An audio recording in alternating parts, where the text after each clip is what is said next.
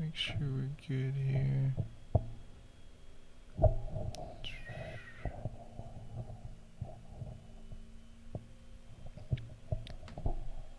All right, everyone. Let's see what we got here. Hello, everyone. Welcome into Coach Craig's Sports. Going to be doing days 1 and 2 for the NFL Draft. Then going to be doing a live stream for day 3. Hopefully my internet connection will stay connected this whole time, but if you guys are looking for some of this content, definitely be sure to stay tuned in. So we're going to go over to ESPN. I'm going to figure out the link to. So bear with me for a minute.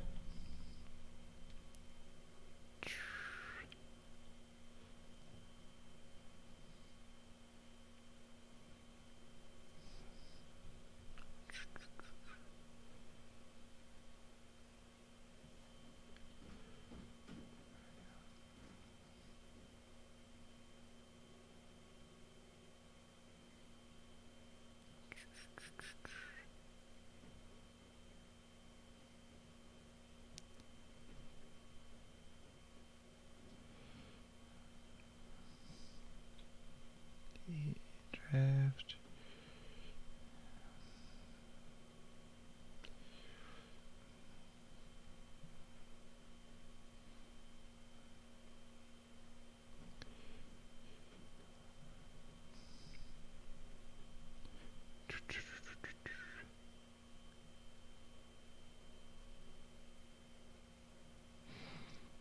All right. So let's see.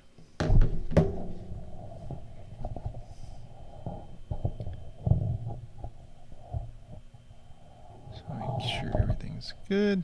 All right.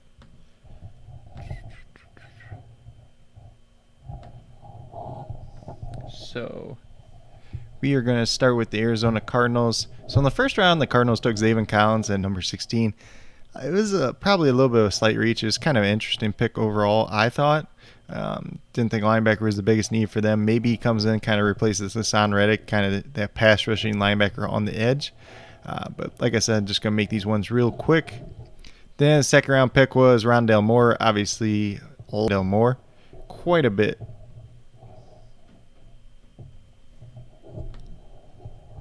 So I think, let's see.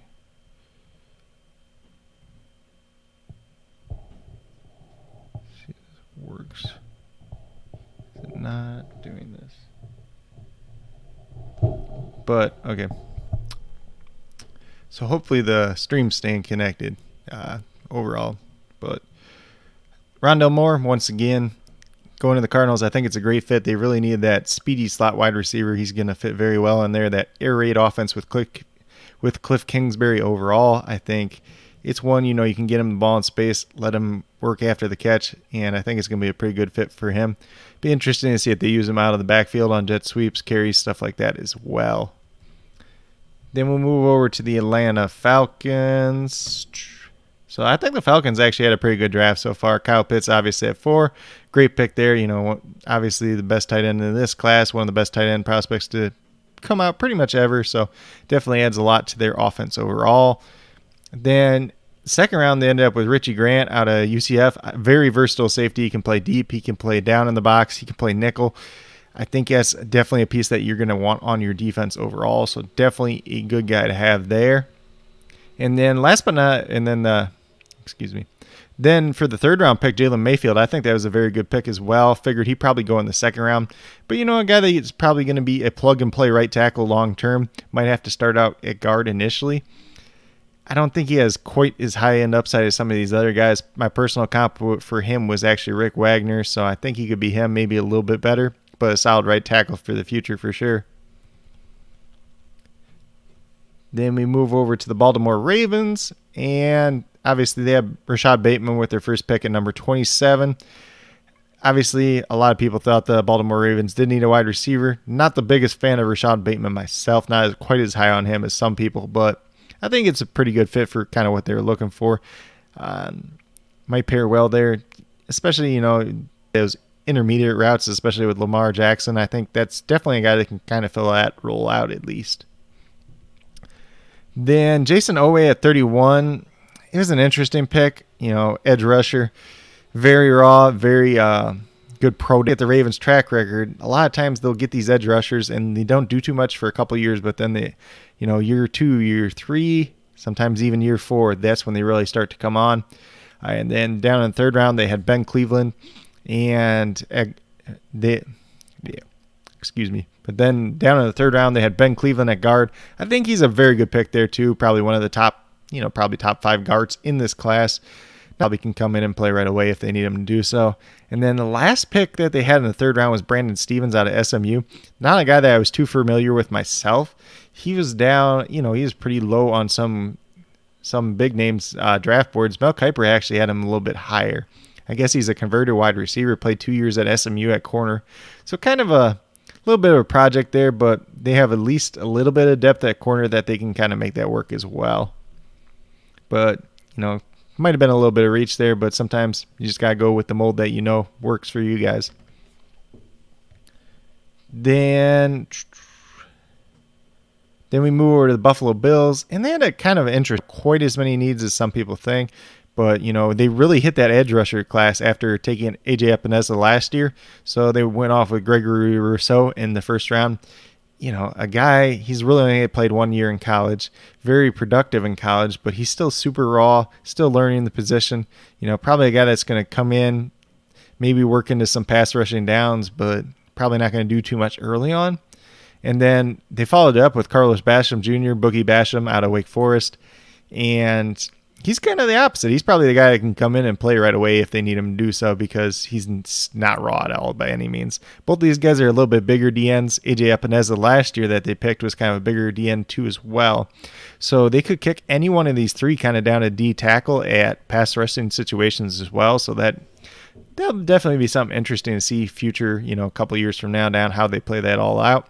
And then 3rd round, they took Spencer Brown out of Northern Iowa, UNI, as I like, 20 minutes from where I went to college. So definitely a big fan of this kid overall in general. Great story. Played 7-on-7 football.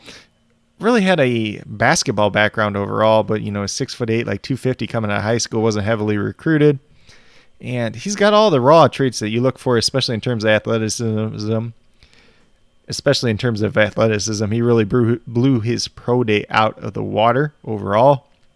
Definitely a raw project, though. Not a guy that you're going to expect to play pretty much anytime soon, but a guy that you're going to work with, for probably a couple of years. And if he hits, he's really, really going to hit, and you're going to have a home run, offensive tackle, whether it's at left tackle or right tackle. He played right tackle in the Senior Bowl. He had a up and down week at the Senior Bowl, kind of slow starting out, which makes a lot of sense since the FCS season was, canceled, delayed, however you want to call it. So he essentially hadn't played football really for almost a year, and then he went to the Senior Bowl where all these other guys had been playing pretty much. So definitely makes a lot of sense there. He really came around later on in the week, but definitely a good guy to look forward to for the future. Then we'll move over to the Carolina Panthers. J.C. Horn at number 8. It's kind of a surprise, honestly. I didn't expect J.C. Horn to go this high.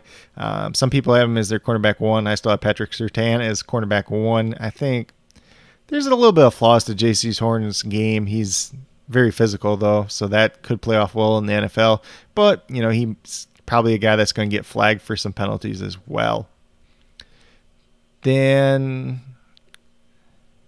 you move down to the 2nd round, Terrace Marshall Jr. This could be a steal in the 2nd round, honestly. He does have some medical concerns, reunites with Joe Brady as offensive coordinator. I had some concerns about Marshall, too, just a little bit with, his consistency. He has a tendency to be a little bit lazy at times, too, so I really wanted to see him go to a good system, where he's with a good head coach, good offensive coordinator, good wide receivers coach. Obviously, reuniting with Joe Frisman Jackson at wide receivers coach is a pretty good wide receivers coach overall, too. He was getting some offensive coordinator interviews last year, so we'll see how long those coaches stick around and if they can get Terrace Marshall to reach this. He might not be quite as much of a play for this year, but once Robbie Anderson leaves, definitely going to be in play there as well. Brady Christensen was more like a 4th round pick to me. I think he's a guy that's probably going to have to play guard at the NFL level at least. So in 3rd round, I don't know if he plays year 1. Maybe he sits behind like Pat Eflin. And kind of learns for a year and then comes in and plays next year. It's not a bad pick overall, though, by any means. And then Tommy Tremble for tight end, kind of interesting one here, too. Tommy Tremble is kind of profiled more as an H-back at Notre Dame, at least. He's very athletic, just he didn't have a chance to catch the ball very often at Notre Dame the way their offense ran. Playing with guys like Cole Kmet, Michael Mayer. Definitely a very interesting offense overall, so maybe a little bit of untapped potential there with him as well. And they haven't really used the tight end in the passing game too much overall, so we'll see if he's used more as a blocker or if he kind of evolves and turns into a tight end that can do a little bit of everything. But it makes sense with some of the other tight ends they do have on their roster too. Dan Arnold, Stephen Sullivan, who was also at LSU, they're really just receiving tight ends, not much in the blocking department. So adding a tight end that's a good, capable, definitely helps out their offense overall, though.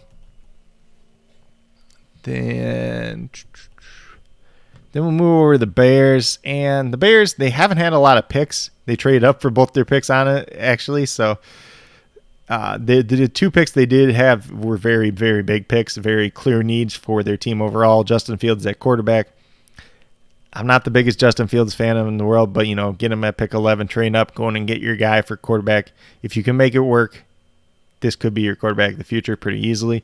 I don't think Matt Nagy's the answer at head coach, so we ain't going to go down that rabbit hole right now, but hopefully he gets fired. Hopefully they get a good head coach, get a good offensive coordinator, play caller in there, and really work with Justin Fields and, maximize his potential overall.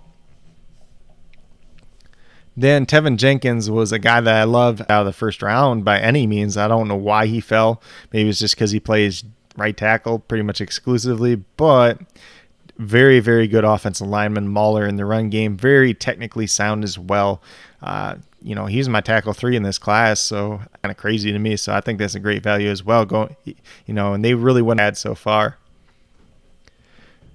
Then the Bengals, kind of an interesting draft for them overall. Getting Jamar Chase at number 5, you could argue him or Penei Sewell might have been better there, but going and get your guy that Joe Burrow wants, reuniting with his college teammate, definitely going to have some success there at the NFL level too as well.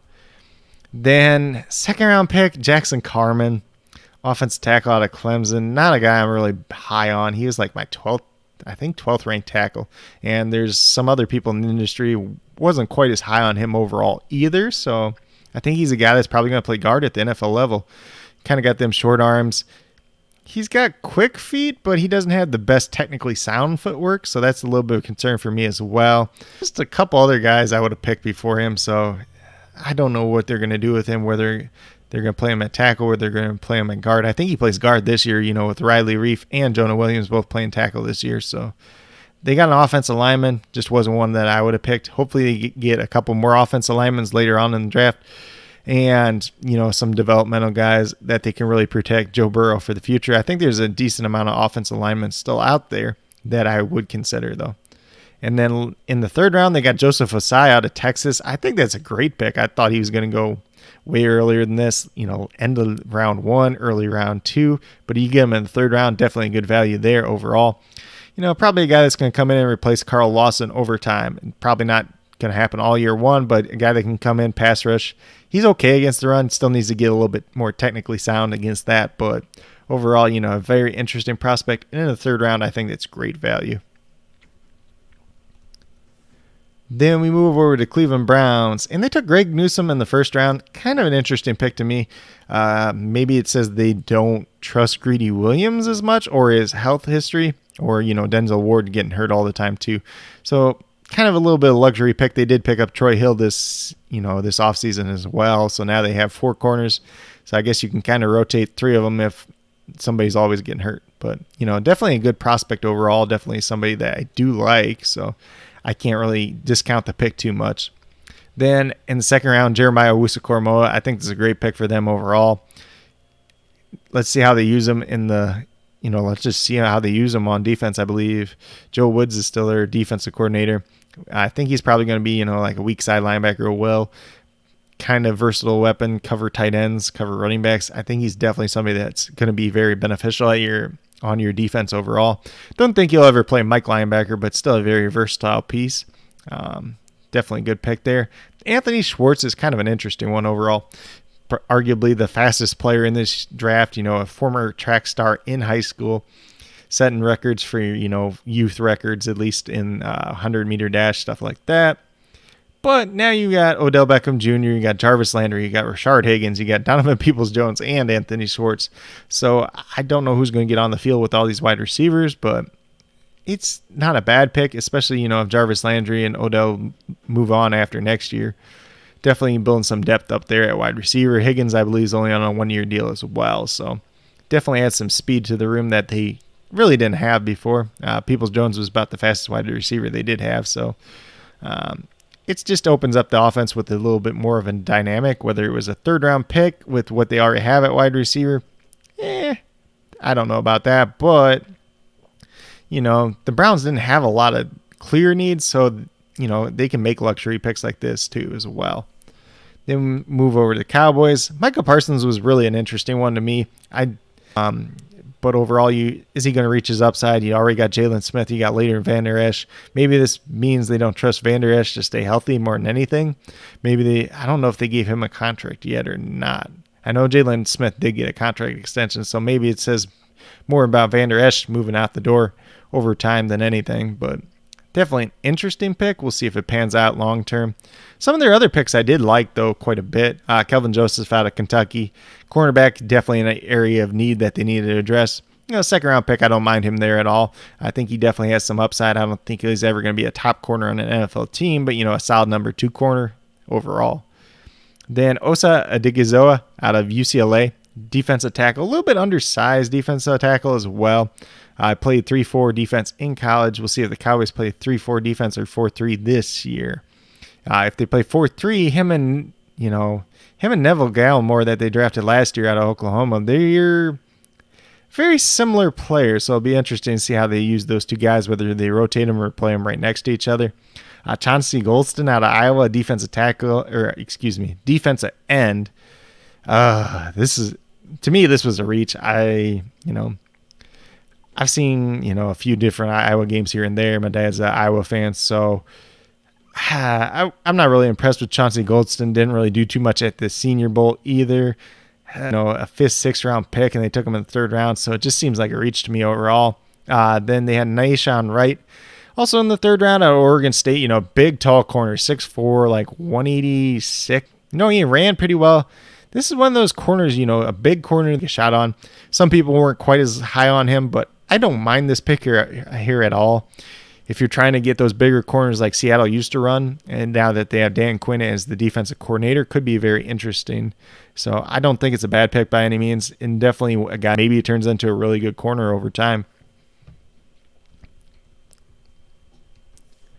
Then we move over to the Broncos. Patrick Surtain at number 9 was kind of an interesting pick overall, since they did bring in Kyle Fuller, they brought in Ronald Darby, they got Bryce Callahan still. I wonder if one of those 3 guys moves to safety. I know they did bring Kareem Jackson back, but I guess you'll have 4 corners, and I guess that's not a bad thing either, especially when you're playing teams like the Chiefs, the Chargers. You're going to probably need 3-4 corners most of the time anyways, so definitely a player that I do like a lot. Just going to be interesting to see how. Then Javonte Williams, who they traded up for in the 2nd round, very interesting pick. And like I said last night on the True North Fantasy Football live stream, I think Javonte Williams and Melvin Gordon, they kind of do a lot of the same things. But, Melvin Gordon, 1-year contract. I've really been hyping up Denver as an underrated spot for running back. So I think it's a good spot for him long term. And if he can get that pass catching role, definitely going to be an asset in fantasy. Then 3rd round pick, Quinn Miners out of Wisconsin Whitewater, guard, center combo. I like him overall, but I don't know if he's better than what they already have in Cushenberry at center or Reisner at guard, but I think he's a guy that you bring in, and he can definitely push both those guys because Dalton Reisner's been kind of a bust, honestly. Hasn't really panned out the way they thought he would. And then Cushenberry, I didn't really like him out of LSU, but he played a little bit better last year than I thought he would, even though, he's still one of the worst centers in the league. Then in the 3rd round, when they were up, we were talking about this pick, whether it was going to be defensive line, linebacker. I can't even remember what the other ones we were talking about, but I said linebacker. If they go linebacker, it's probably going to be Baron Browning, inside linebacker. probably replace Josie Jewell over time. I don't know if it's going to be right away or if they're just going to kind of rotate him, Alexander Johnson, and Josie Jewell overall.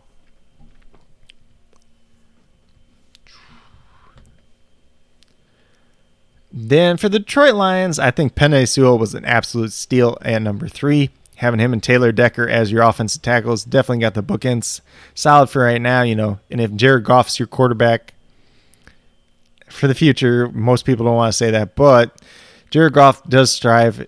He really needs a clean pocket to operate. He's not a guy that really operates well under pressure, outside the pocket, stuff like that. So definitely an interesting play here, just for your next quarterback. Then speaking of building up the trenches, they went with Levi Onwuzurike out of Washington, defensive tackle. He's a guy I do like a lot. I believe he was at the Senior Bowl as well. Played pretty well there, or at least in practices he looked pretty good. Definitely an interesting pick because I thought defensive tackle wasn't a very big position of need. They traded for Michael Brockers. They got Nick Williams at least on a 1-year deal. So going back to back here with defensive tackles with Levi and Aleem McNeil. It's kind of interesting to me as well. Aleem McNeil, more of a nose tackle, but kind of been slimming down a little bit too. I think they play in the 4-3, or at least they plan on doing it. So definitely 2 guys to plug up the middle in the future. And if you're talking about kneecap biters, Penei Sewell, these 2 defensive tackles, they could definitely do that. And then Melifonwu out of Syracuse, the corner, big corner, athletic of the 3rd round, very good pick there overall. Definitely a guy that you can work with, develop over time, and he could really be something as well.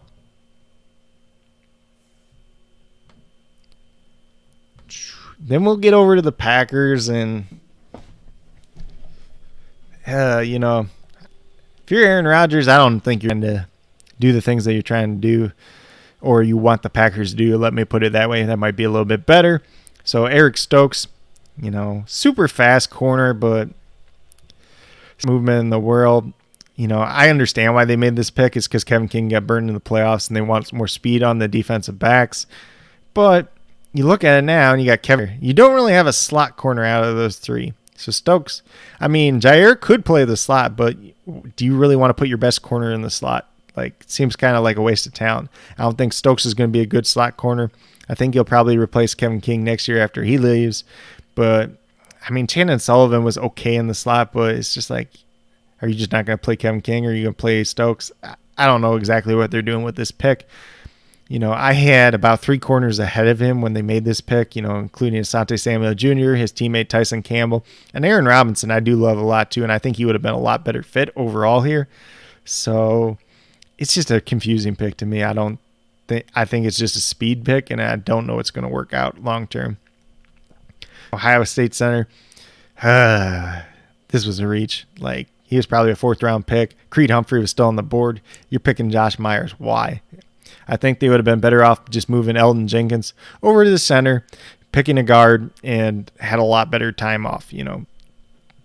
Now you're looking at Josh Myers. Can he start? You're going to have to move Jenkins to center still, and then hope Myers turns into something later on. Just for a 2nd round pick, not very safe pick in my mind by any means.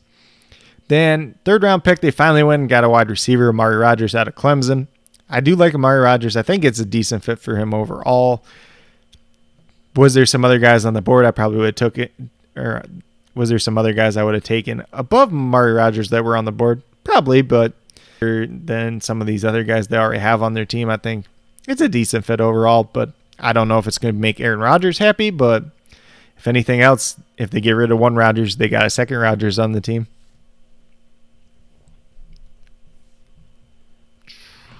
Move over to the Colts, and they've had a very interesting draft too, even though they only had 2 picks. So they took Kwity Paye in the 1st round. I think is a pretty good pick overall. Obviously having to replace Justin Hughes. So I think that's a great fit for them overall. Then the 2nd round, they went with Dayo. I ain't even going to try to pronounce his last name, defense end out of Vanderbilt. He's a little bit bigger too, so maybe they try to kick him inside to defensive tackle next to DeForest Buckner. But, he's a guy, I believe he's coming off Achilles injury. A little bit of a reach in the 2nd round. Maybe you could get him in the 4th round. They're still looking for a left tackle. I don't know what they're going to do with that. Maybe, I thought they were a team that really should have traded for Orlando Brown, but that didn't end up happening. I think maybe if Villanueva doesn't sign with the Ravens, maybe you get him there. You could try to play Russell Okung if you really, really want to. Healthy for more than 6 games in any year anymore, so it's just really rough. I don't know what you're going to do with that left tackle position. Maybe you move Quentin Nelson out there, but he's just so good at guard. It's hard to move him, but if that's their plan, I guess. Then we'll move over to the Jacksonville Jaguars, and I feel like I've actually liked the Jaguars draft quite a bit. So Trevor Lawrence, obviously number 1 pick. You can't say too much about that. Travis Etienne at 25 was an interesting pick. Obviously, a lot of people are high on James Robinson. I was not high into him coming into last year's draft. Obviously, went undrafted. He's an okay running back, a guy that really produced off of volume, but I think Travis Etienne, adding a dynamic playmaker that Trevor Lawrence is familiar with, definitely isn't going to hurt your offense by any means. And, 17-game schedule, splitting these 2 guys kind of here and there, thunder, lightning type of thing. If you want to do that, I don't have a problem with that. Then second round, first overall pick in the second round was Tyson Campbell out of Georgia. Corner, talked about him a little bit with Eric Stokes already. Really do like Tyson Campbell. I think he's going to be a pretty good NFL corner. And I think he's a guy you probably can plug in as your number 2 corner right away at the NFL level. You got C.J. Henderson, you got Shaq Gurley, and then Sidney Jones actually played pretty well last year too. So you're looking at, having 4 decent corners, and you don't have a lot of pressure on Campbell right away at least. Then Walker Little out of Stanford. We're saying he was going to be a top 20 pick. Tore his ACL, opted out of this year. So we really haven't seen him in quite a while. I think he'll be all right. Might take some time though. Maybe this is your left tackle of the future. Cam Robinson is just on the franchise tag, but we'll see if they play Walker Little at right tackle this year, whether they play him at guard, whether they just kind of sit him and let him learn. Definitely going to be interesting to see what they do with him overall, but protecting Trevor Lawrence is going to be one of your top priorities going forward. Then third round pick, Andre Cisco out of Syracuse, safety. This is a ball hawker. This is a guy that I really love. Probably not the most technical sound guy in the world, likes to take risks, likes to take chances, but super athletic. Tore his ACL this past season. If he gets back to what he was, this is going to be a steal in the third round. The only reason he's here is because he tore his ACL. If he didn't tear his ACL, he's probably late first round pick, early second round pick. We'd be talking about him number 1 safety in this class, up there with Trevon Moehrig, Javon Holland, who also went very high in this draft as well. So I think that's a great pick there, especially if he gets healthy.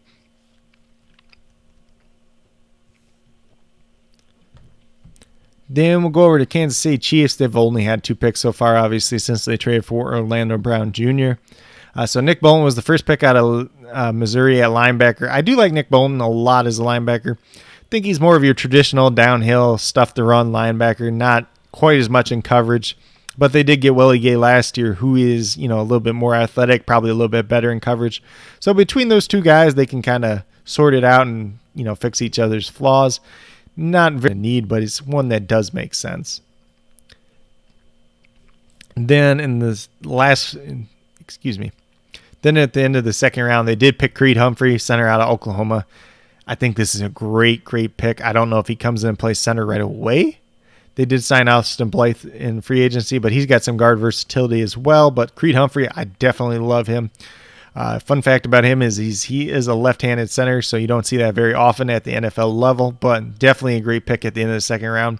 Definitely think the Packers screwed up by not taking Creed Humphrey. Then we'll move over to the Chargers, and they've had quite the interesting draft. Rashawn Slater at 13, probably the biggest steal of this draft. Like, I was telling people when he was there at 13, they were running up to the podium to get him. I think he's going to be a great offensive lineman, whether it's left tackle or another position for Justin Herbert for years to come. Honestly, they really did a great job of turning that offensive line around. Just look between last year and this year, how much better it's gotten. So that's going to be scary for the future going forward, honestly. And then second round pick, Asante Samuel Jr., like where they got him, that could just honestly be a steal.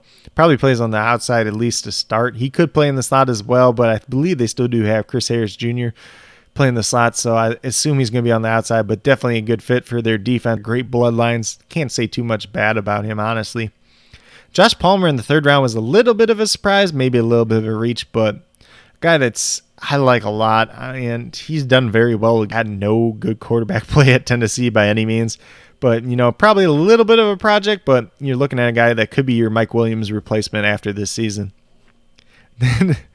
Then the third round, Trey McKitty. I thought this was a reach. I have a lot of concerns with Trey McKitty. Not a lot of production at the college level. Coming off a knee injury, didn't really first pro day or anything like that either.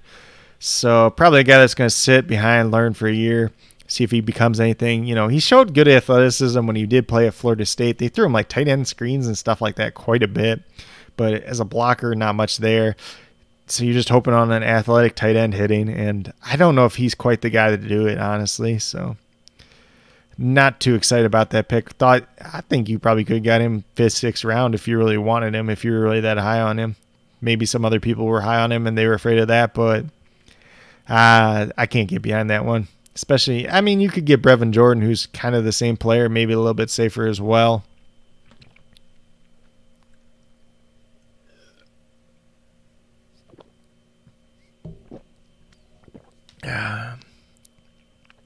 Then we get to the Rams, and God, they took Tutu Atwell in the 2nd round, and I don't get it. Like, he's got speed, but it's like you're just drafting a lesser Tavon Austin.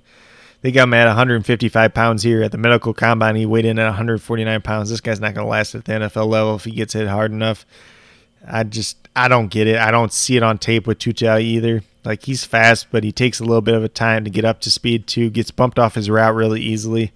Just a gadget player, Tavon Austin 2.0, but worse. And I just don't like this pick. Like, they could have filled so many other needs with this pick, and going wide receiver is probably just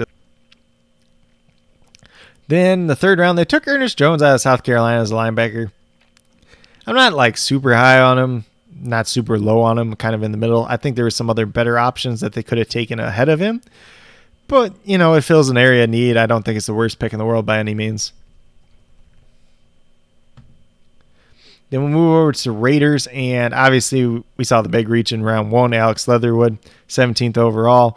Probably going to go in the 2nd round if the Raiders didn't pick him there. So, I don't know. I can't get behind this one. I don't think Leatherwood's a bad player, but I don't think he can stick at tackle in the NFL level. He's going to move to guard. I think he'll be a fine guard, but you're not drafting. I just don't get it. But, that's the Raiders pick.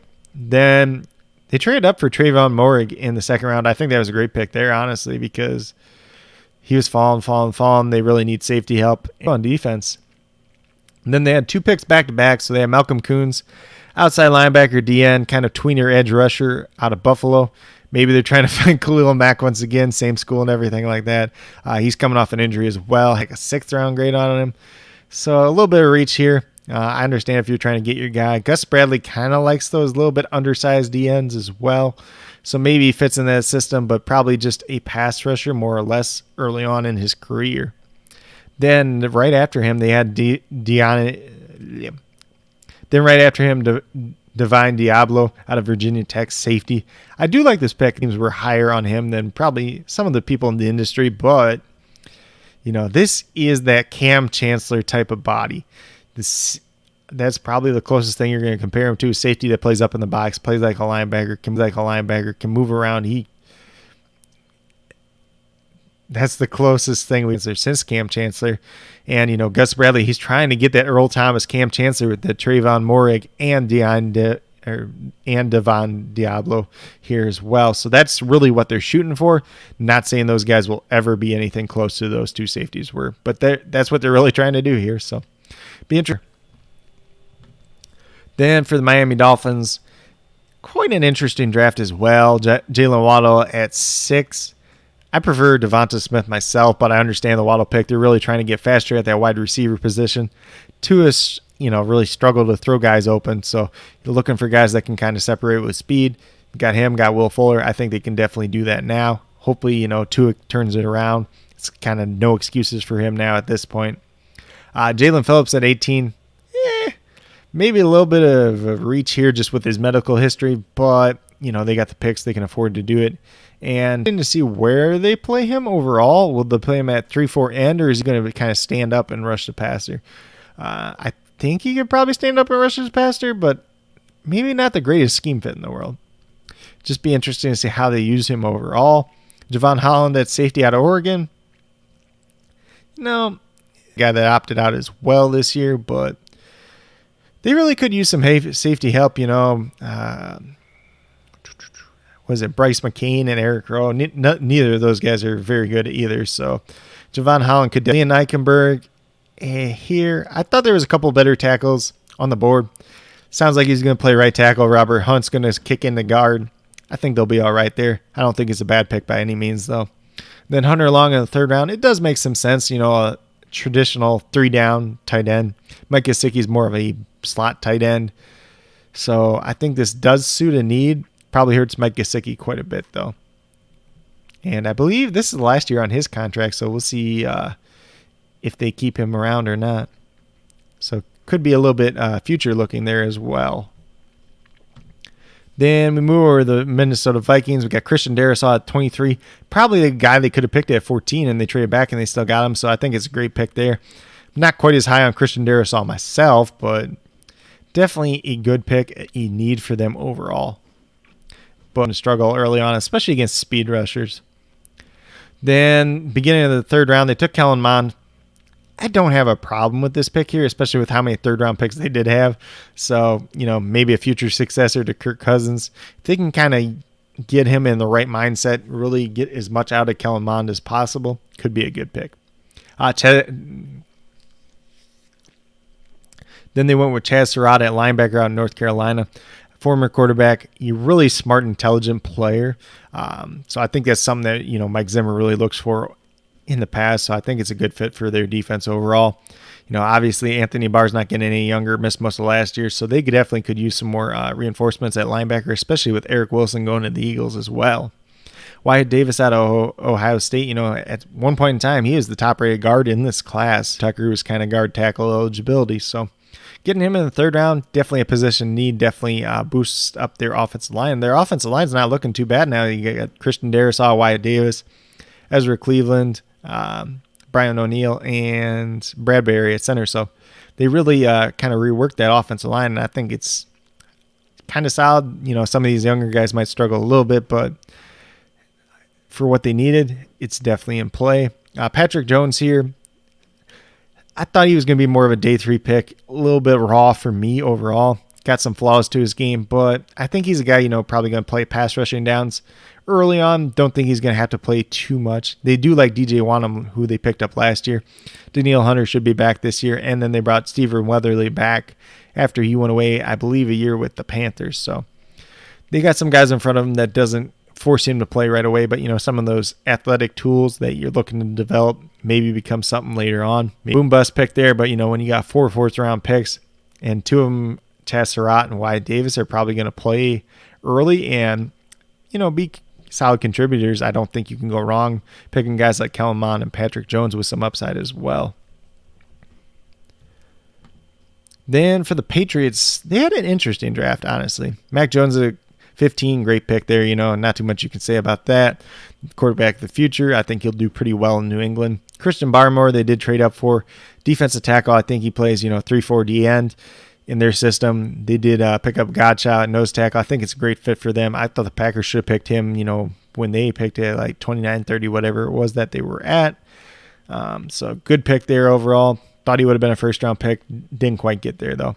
Ronnie Perkins in the third round, very interesting pick. I'll be interesting to see if they use him as a 3-4 D end or kind of a stand-up pass rusher as well. Probably he might have slid down a little bit just because of his suspension and everything, but a solid player. How much other question about him?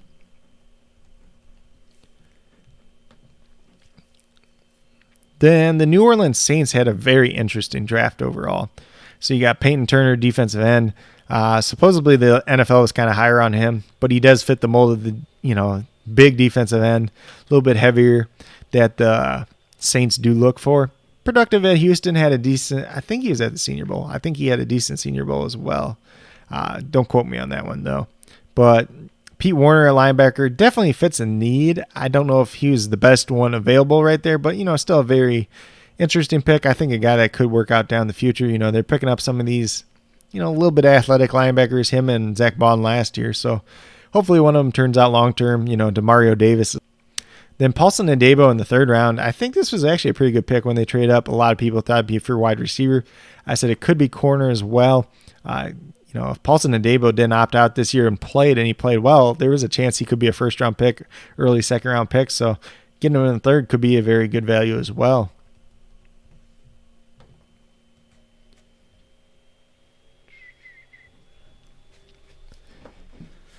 Then we move over to the Giants, and I love what they did trading back from 11-20, getting the first round pick next year. Because there's honestly not a chance. Like, there's a chance that the Bears turn into, a top 12 pick or something either. Then at 20, they went with Kadarius Toney. Like, I don't love Kadarius Toney, and I don't hate him either. I think he's kind of in the middle. He's got some upside for them and for their offense overall, especially at 20. I think is a little bit of a reach, but we'll see how it plays out. I would really, really love their drafted. That pick was an offensive lineman and the other two guys that they got.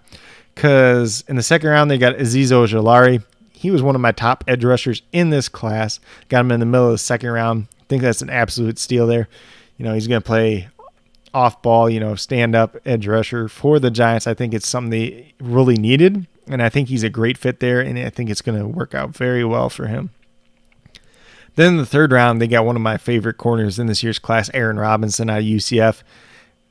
He's just a gritty guy. He's going to jam you at the line. He's going to cover you, be on your back all day. He's the guy, like if you're a wide receiver, you're going to hate playing against. I think he can play inside. He can play outside. A lot of versatility there, and I think he's going to be a very good corner in the NFL. I think this is an absolute steal in the third round.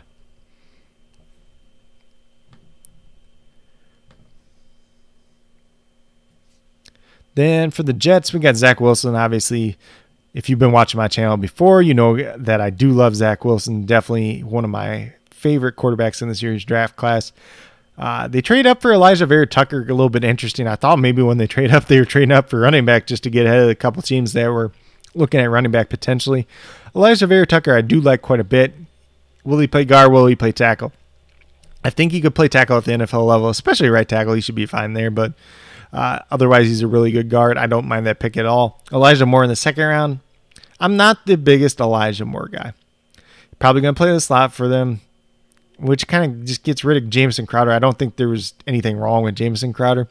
Elijah Moore maybe gives you a little bit more oomph, but what you're replacing, like you're just getting a younger Jamison Crowder at this point in time, maybe a little bit more versatile on jet sweeps and stuff like that, but I don't think it's that big a difference, honestly. So that pick to me, it's not that I don't like Elijah Moore, it's just I don't think the upgrade was as big as some people think it is.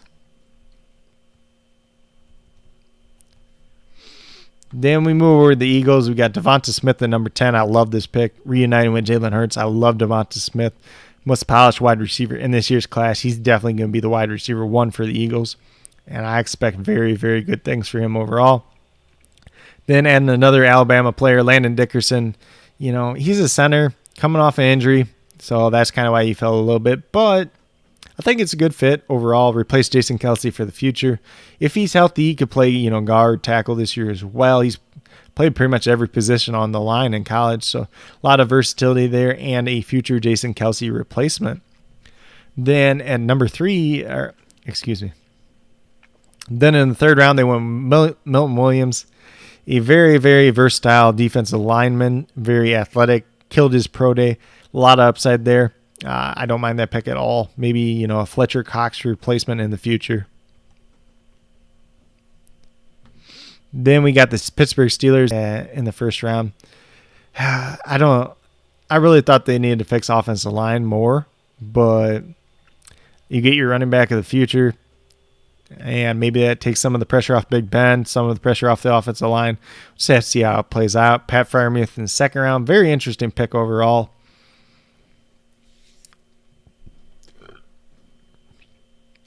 I think he's going to help their team, very good blocking tight end, 3-down tight end. He's got some future he's got some potential for the future. I think it's a good value where they did get him. I think maybe he fell a little bit because of his shoulder injury, not working out for his pro day and stuff like that. And then third round, Kendrick Green. And this is kind of funny because when we were on the live stream, everybody's kind of like, who's Kendrick Green? I'm like, no, this is a good pick. Because former defensive tackle, former defensive lineman out of Illinois, killed his pro day. Supposedly the Steelers really loved him there. They have him listed as center here, so I wonder if he could play center, but looking at him mainly as a guard. But if he can play center and he's versatile like that, that offers up a ton for him.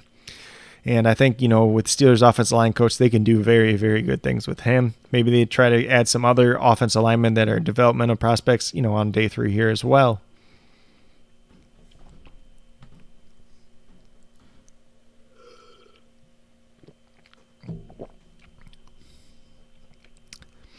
Then the Seahawks, the only pick they had so far was in the second round. They went with Dwayne Eskridge out of Michigan State. Probably one of the faster players in this year's draft, but, 24 years old, still kind of raw at the wide receiver position. He's a good returner as well, so maybe this is kind of like a Tyler Lockett replacement, but they just gave him the extension, so I don't know. I see him kind of in a similar way. I think he's got Brandon Cooks type of upside, but I don't know how to feel about him, honestly. I think they had bigger needs than wide receiver here. So with only 3 picks in the draft, I feel like taking wide receiver is kind of, a little bit of an unnecessary risk. Move over to the 49ers, Trey Lance at number 3. This was the one that I did kind of call, especially after they said they were going to keep Jimmy Garoppolo.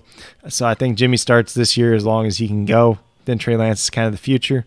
Kind of what they did with Colin Kaepernick in the past, Patrick Mahomes type of thing. Definitely interesting for the future. I think he definitely has one of the highest upsides in this class. Whether or not he hits it is a different story for sure, though. Then second round, Aaron Banks, guard. So they're really just boosting up that offensive line. Don't think it's a bad pick, just a solid player overall. I think he was the first actual guard taken outside of Elijah Vera Tucker, obviously. But, very solid guy, fits their scheme pretty well. Then they traded up for Trey Sermon in the third round. Kind of a surprise to me, honestly. And I'm not super high on Trey Sermon. I think this is probably one of the best landing spots he could get because I think it's a system that really fits him well. But we'll see what he does with the 49ers. Definitely they must like him if they're trading up to get him here. Then they went with Ambry Thomas out of Michigan in the third round. Another COVID opt-out from this year. Looked terrible at the Senior Bowl. Not very high on him. I know some people in the community are, so we'll just have to see how, they kind of have taken some corners that, really hit or miss over the last couple of years or so. So maybe that's not quite the 49ers strength of drafting, but we'll just have to see how his career turns out. Move over to Tampa Bay, and Joe Tryon in the first round. He's getting a lot of first-round buzz. Kind of a guy that was really high for NFL teams. COVID opt-out, got a lot of the raw tools, but not a guy that you're going to want to play right away. Edge guy, and he's going to sit behind like Jason Pierre-Paul, Shaq Barrett, kind of learn for a year. Then maybe he comes in for JPP in year 2, and then we'll see what he has. Kyle Trask, second round. I get it. Not big on Kyle Trask myself. Kind of just think he's Nick Foles 2.0, but at the end of the second round, there's not quite too much risk there, especially with a team that can afford to take a kind of a risk or, luxury pick like this. Robert Hainsey in the third, a lot. Play right tackle at Notre Dame, very technically sound, got better every single year there. Has some guard versatility. Took snaps at center in the Senior Bowl. So this is a guy probably not going to play. He's a guy that is a great depth piece, can play every single position on that offensive line. And if you want a swing player for offensive line, this is the guy you want on your team.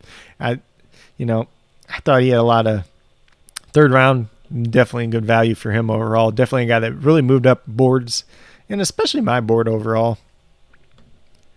Then we go to Tennessee Titans. Caleb Farley in the first round. I don't mind this pick at 22 overall. Kind of minimize some of the risk. Obviously, the back concerns are a major, major issue.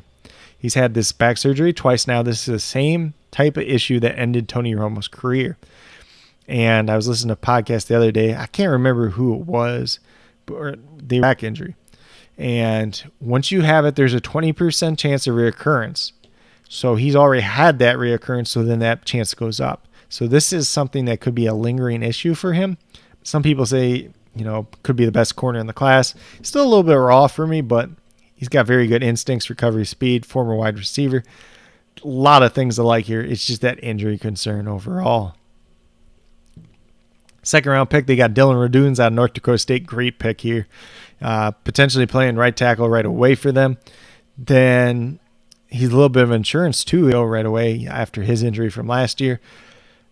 A little bit of pressure on the Titans now because Dylan Raduns hasn't lost a game in like 7 years. So now the Titans have to go undefeated. Otherwise, he loses his first game. So we'll see how he handles adversity.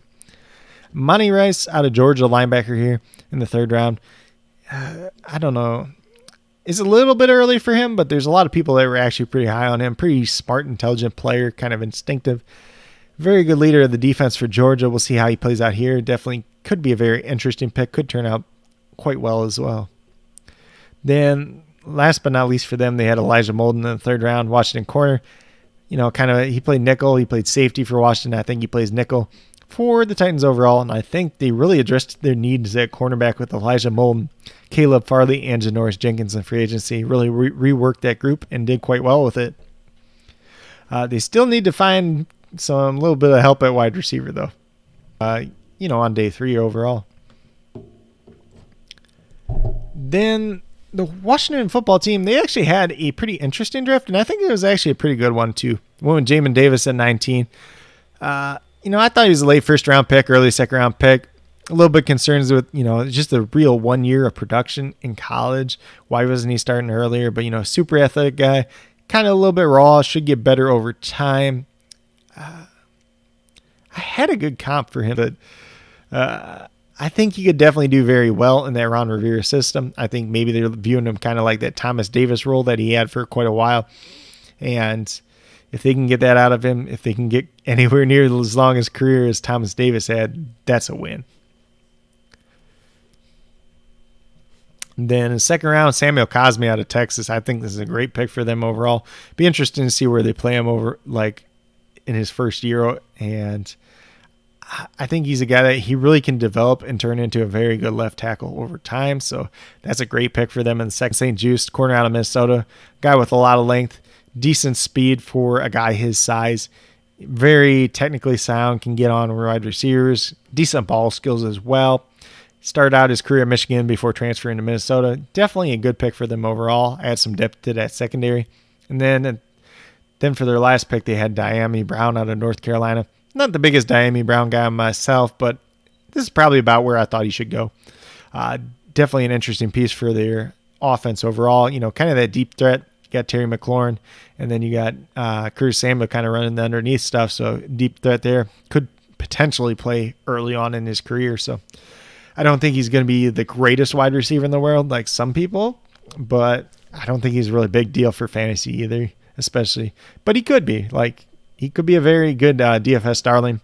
My comp for him has always kind of been Nelson Aguilar, so we'll see how it works out, but definitely an interesting one overall.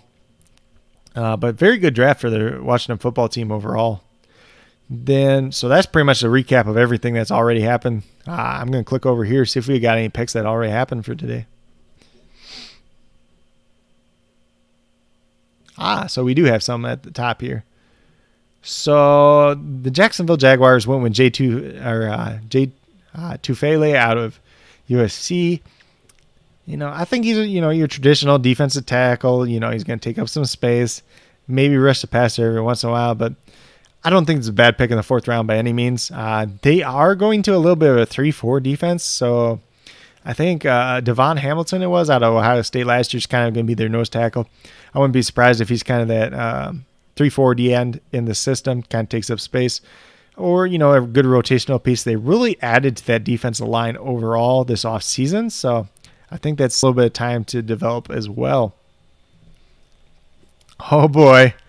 The Jets took Michael Carter in the 4th round now, so I think this is a good fit for them overall. I really want Chuba Hubbard to go there, but I think Michael Carter is a good fit here as well. We'll see how this affects his rookie stock because this is a good pick overall for him. A great system that he can go to.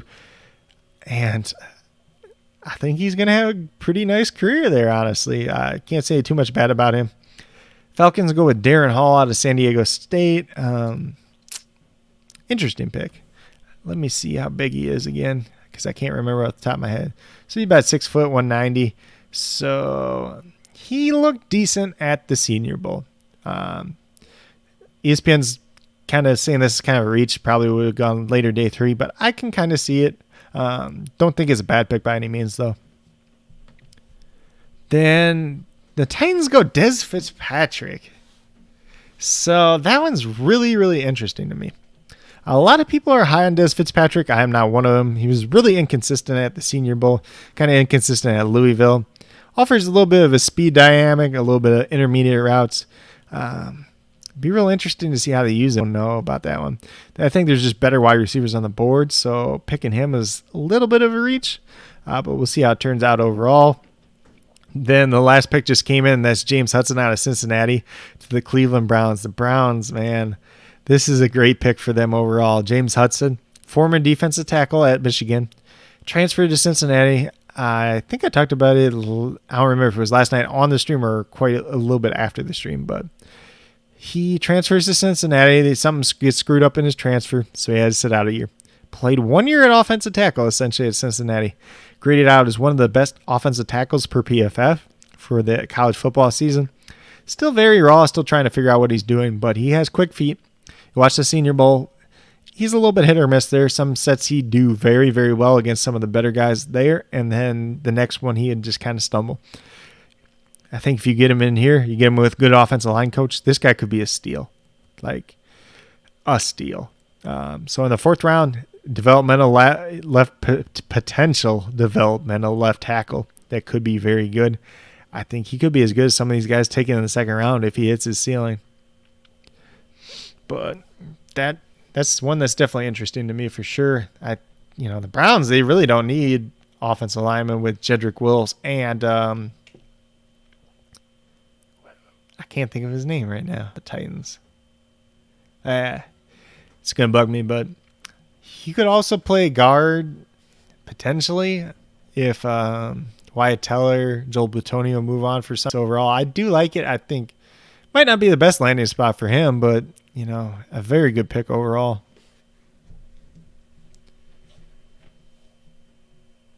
Let's see what we got now. So we're going to wait on the next pick. I'm just going to check a couple things real quick.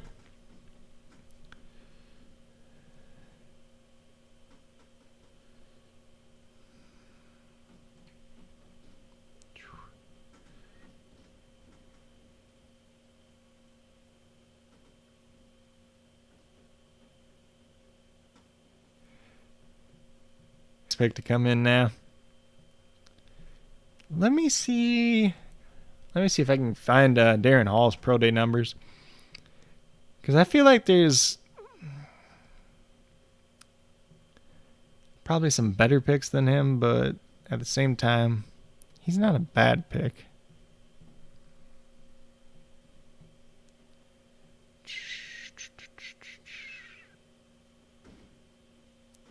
Sandy, there we go. Darren Hall, 5'11", 188, 4.46 40 time, 31-inch vertical, 10.6 broad jump. Short shuttle was a little slow. 3 cone wasn't that good either, and only 6 reps on the bench press. So not the craziest pro day by any means, though. But like I said, did have a good Senior Bowl.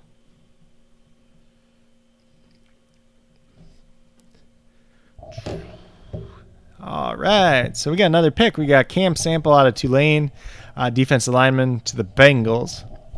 So a little bit kind of interesting because they added Trey Hendrickson, who's a little bit of a bigger defensive end as well.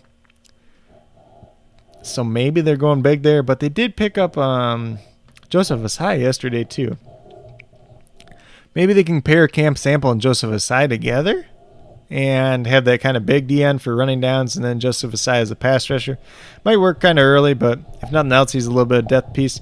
Cam Sample is also a guy that, you could probably bulk up a little bit and play D-tackle, or if he's playing D-end early on, then he could slide down to defensive tackle on passing downs as well. So, and that's kind of what they said here too.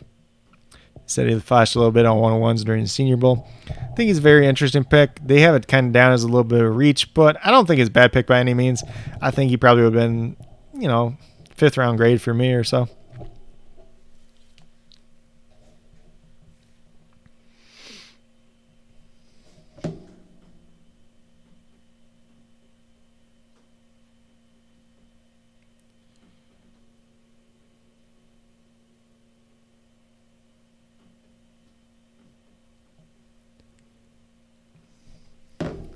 So we're just waiting on the Lions 2 picks now. Supposedly one of the Lions picks has been leaked to be Amon-Ra St. Brown already, which would be a great pick for them. I think he probably plays the slot coming in. And Jared Goff loves his slot wide receiver, so we'll just wait for that to come in and see what it is. Otherwise,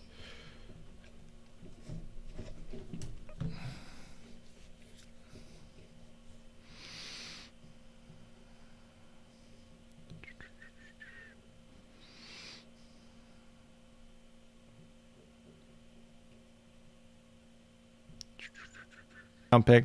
So like I said, I think that's a very good pick. Probably plays the slot wide receiver early on, at least in his career. I'm really surprised he didn't go day 2, honestly. I think he's very good. I don't film. There wasn't that big a difference between Amon-Ra St. Brown and Rashad Bateman. There honestly wasn't. Besides besides Bateman being a little bit quicker. But I think if you're talking in terms of fantasy, Amon-Ra St. Brown really goes way up now just because Lions, they don't have real threats there. Brashad Perriman, Tyrell Williams, Quintez Cephas. I guess. I'm trying to remember if Quintez Cephas had 4th or 5th round draft capital last year, though. I think he had 5th. So he's got better draft capital than Cephas. The other 2 guys are on 1-year deals. So I think Amon-Ra St. Brown could be a very big piece of this Lions offense this year and going forward.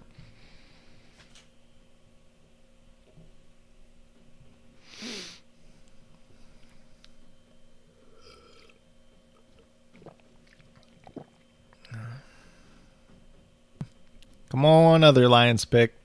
Then the Falcons pick again, too. I wonder if they'll take another defensive back. Crap, I don't think they take I don't think the Falcons have taken an edge rusher yet. I think they need to take edge rusher here. God, take Rashad Weaver, please. I love Rashad Weaver out of Pitt. Very, solid guy. I think he could play right away if you need him to. 45 pressures in 2 different seasons in college, including last year where he only played like 9-10 games, so... I don't know why he fell to the 3rd round. Probably just because he tore his ACL, but he's a very interesting player as well. Who the Lions going to pick here? They could take another defensive back too. They should look at safety, honestly. They definitely need safety help.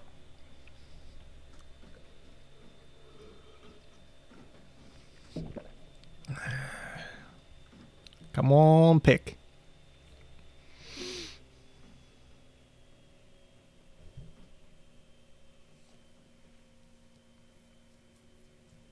Did they trade up for this pick?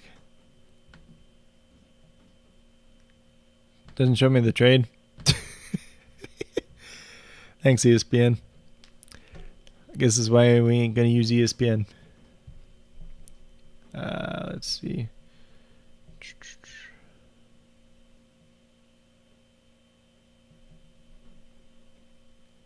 What we got? Come on, Lions.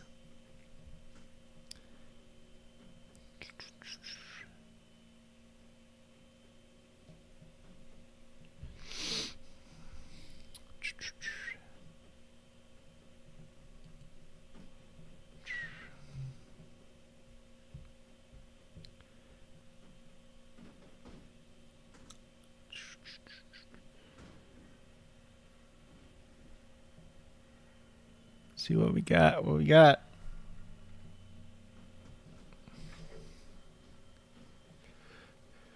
Where's the Lions pick?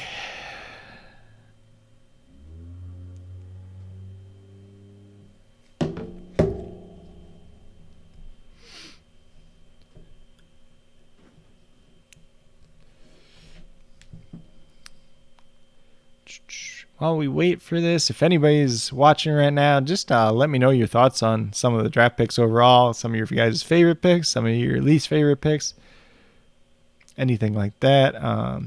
Anybody you're surprised is still on the board? I know Jabril Cox is somebody that people have been looking at too as well.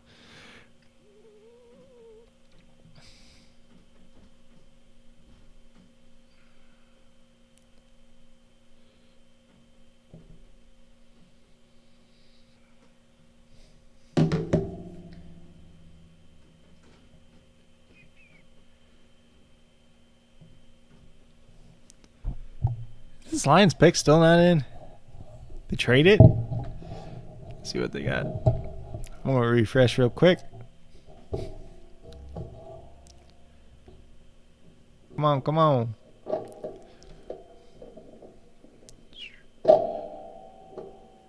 Still not in? Weird. Oh, never mind. Still loading. So apparently we still don't have a Lions pick. I'm going to click over here just see what ESPN has as best available.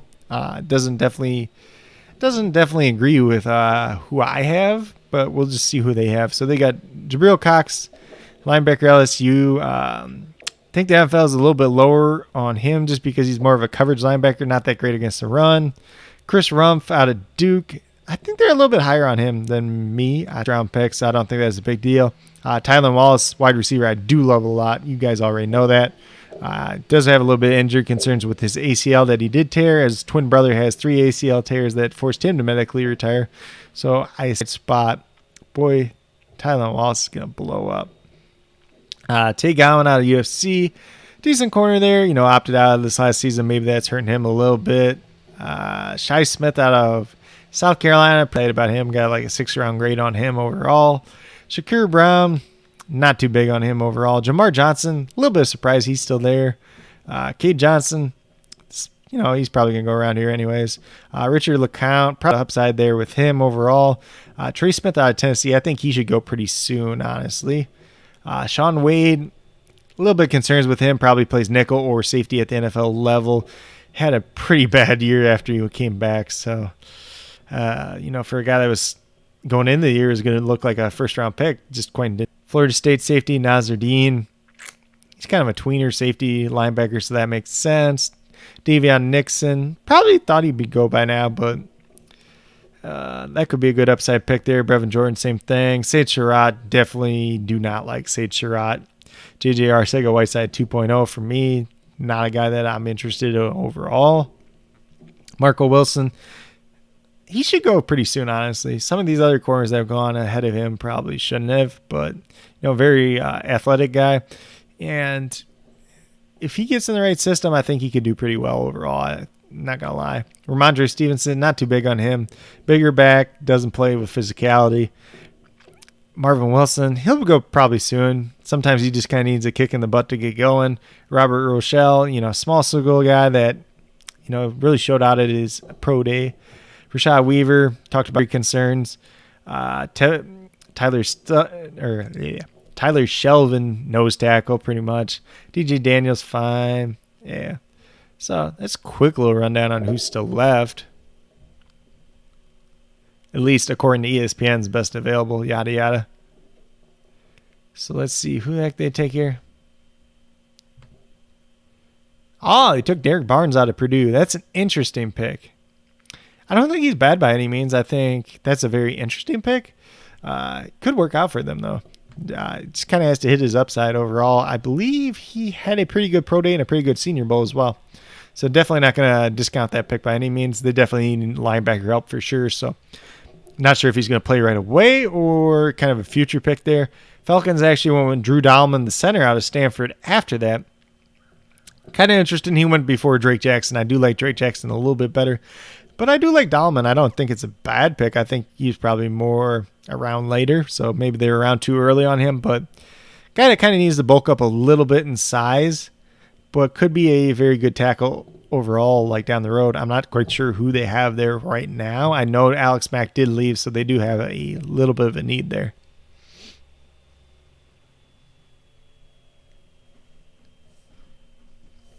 Let's see. So the Cowboys are up now. Let's see who the Cowboys have picked so far. So the Cowboys have hit defensive back. They should take offensive line, I think. Ooh, Trey Smith. Trey Smith could be interesting. Guard. Doesn't really help their tackles. Let me see real quick. Let me just see who the Cowboys still picked. So they have their needs down as safety and tight end. So they got Michael Parsons, Kelvin Joseph, Osei Ade. So they address defensive line. They address cornerback. So they could go safety here. Jamar Johnson out of Indiana could be a good pick. Let's see. Yeah, that actually would be a pretty good pick. Let me see who else is available at safety. I don't mind picking Johnson in the 4th round there either. I think he's a guy that can kind of come in and contribute as well. So I got him as top. Richard LeCounte. DeMar Hamlin could be an interesting fit. Caden Stearns could be an interesting fit. Tyree Gillespie. Those at safety at least. See some of these guys. Shakar Brown. John Wade, Marco Wilson. Yeah, corner's kind of drying up a little bit here based on what they have at least. Keith Taylor down there, he had a really good Senior Bowl. There's some guys with some potential here, but more or less you're looking at Marco Wilson, Sean Wade, guys like that. Everybody's just kind of got potential that's left there. We'll look at outside linebacker too. So Chris Strumpf, they had him ranked really high. That's kind of surprising. I wouldn't be surprised like a linebacker coach there now, so wouldn't be surprised by any means. Ellerson Smith out of Northern Iowa. I do like him a lot. Kind of got that Northern Iowa bias myself, but he had a crazy, crazy good Senior Bowl too, so I would not be surprised if some teams are really high on him. Jordan Smith, I heard NFL teams were kind of lower on him. Some of these other guys are just projects. Stewart, Riley Cole, they're probably special teamers, so nobody too interesting there. So this outside linebacker at least is drying up. We already talked about Jabril Cox, Dylan Moses. Yeah, these are just all the injury guys now because Dylan Moses has injury history. Justin Hilliard, crazy, crazy athlete, but he's been hurt almost every single year he was at Ohio State. Cameron Groan's coming off an injury. Just those 3 guys in there, they're all coming off injuries. Not too high on KJ Britt myself. Garrett Wallow has some upside. Patty Fisher's he's just a run stuffer. He's slow. He's probably a 7th round pick if he gets drafted. Tony Fields is kind of interesting. Tough Borland, super slow as well. Isaiah McDuffie does have some upside. A lot of these guys are just kind of slower guys. Nick Neiman down here, he's got a lot of upside too. Super athlete at his pro day, but probably a 7th round pick too. Kind of special teamers. See if you can develop him into anything. Whoa. Cowboys just took Jabril Cox. They just took him, and they just took Micah Parsons, and they got Jalen Smith and Leighton Vander Esch. What?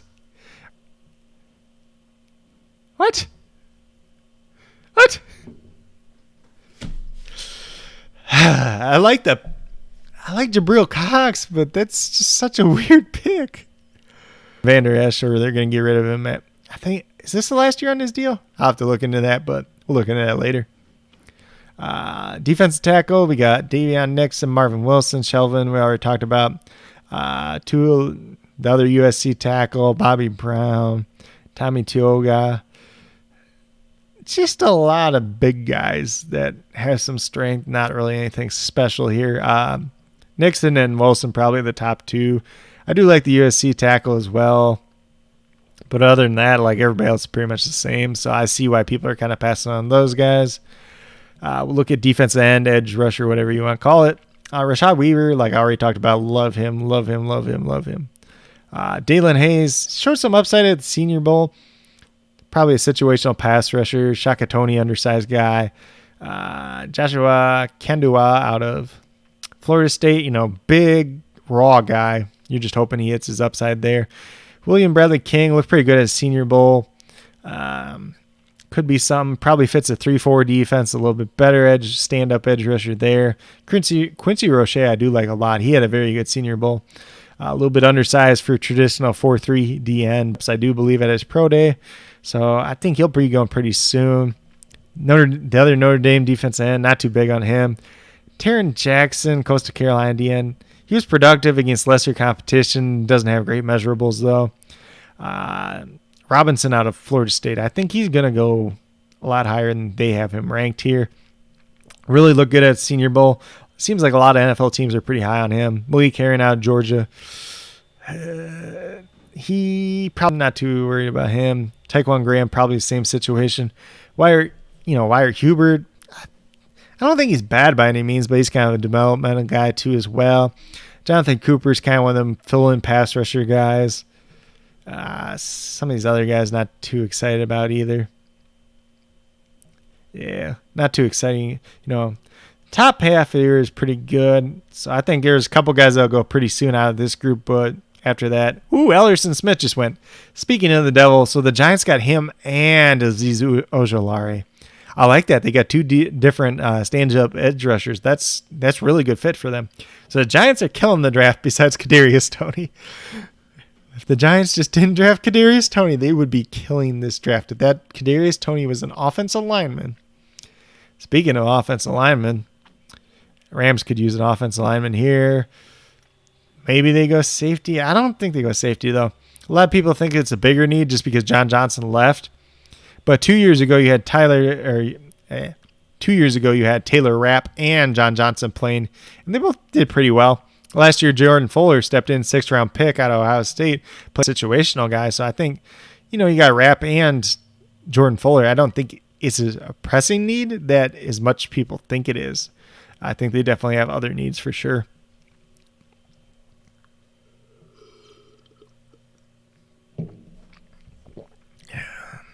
So we'll go to center, see what center's left, according to ESPN, Bobby Brown out of Texas A&M for the Rams. That's interesting because they got Sebastian Joseph Day. That's a pretty good nose tackle already. Bobby Brown probably profiles better as a nose tackle. I wonder if they'll push Joseph Day down to Michael Brocker's old spot and then play Bobby Brown some at nose tackle, or if Bobby Brown's just kind of a developmental piece at this point in time, or if he can play Brocker's spot. Interesting pick. I think it's in need along the defensive line after losing Michael Brockers, but I'm not sure it's quite the right fit, but we'll see how it turns out over time. So at the center position, looks like they got Trey Hill left out of Georgia.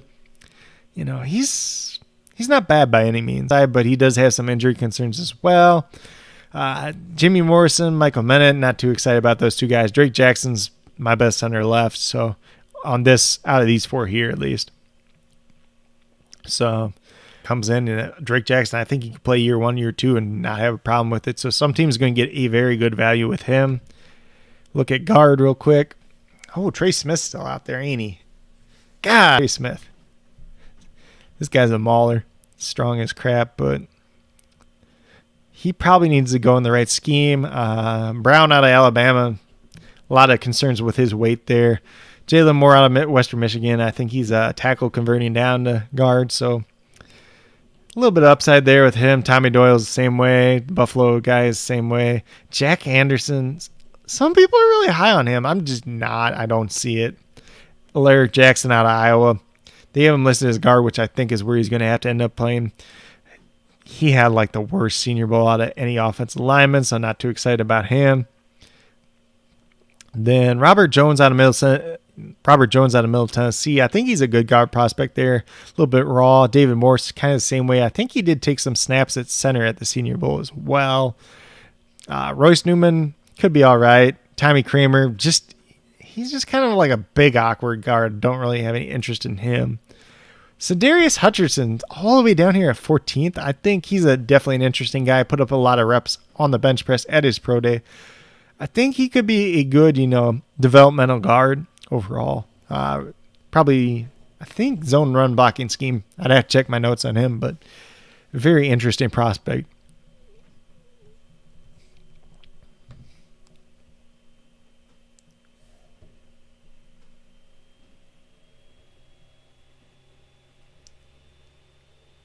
Let's see. So we move off guard. We're going over to tackle. Let's see what tackles are left. There is one tackle left that I am a major fan of this kid.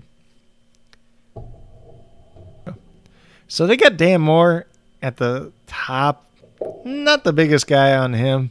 Kind of developmental guy. Not sure how much upside he actually has. Then Deontay Smith out of East Carolina. He's the guy that's my top tackle left. The college test dude impressed. He blocked everyone and just made it look good. Good footwork overall. Very humble kid from what I've seen too. I actually follow him on Twitter, so very religious. I don't think there's going to be any issues at all with him. Get him in with a good offensive line coach. This kid's going to be a steal day 3. Ely out of Oklahoma. He's got a lot of issues, I'd say. Play style issues at least. Josh Ball out of Marshall.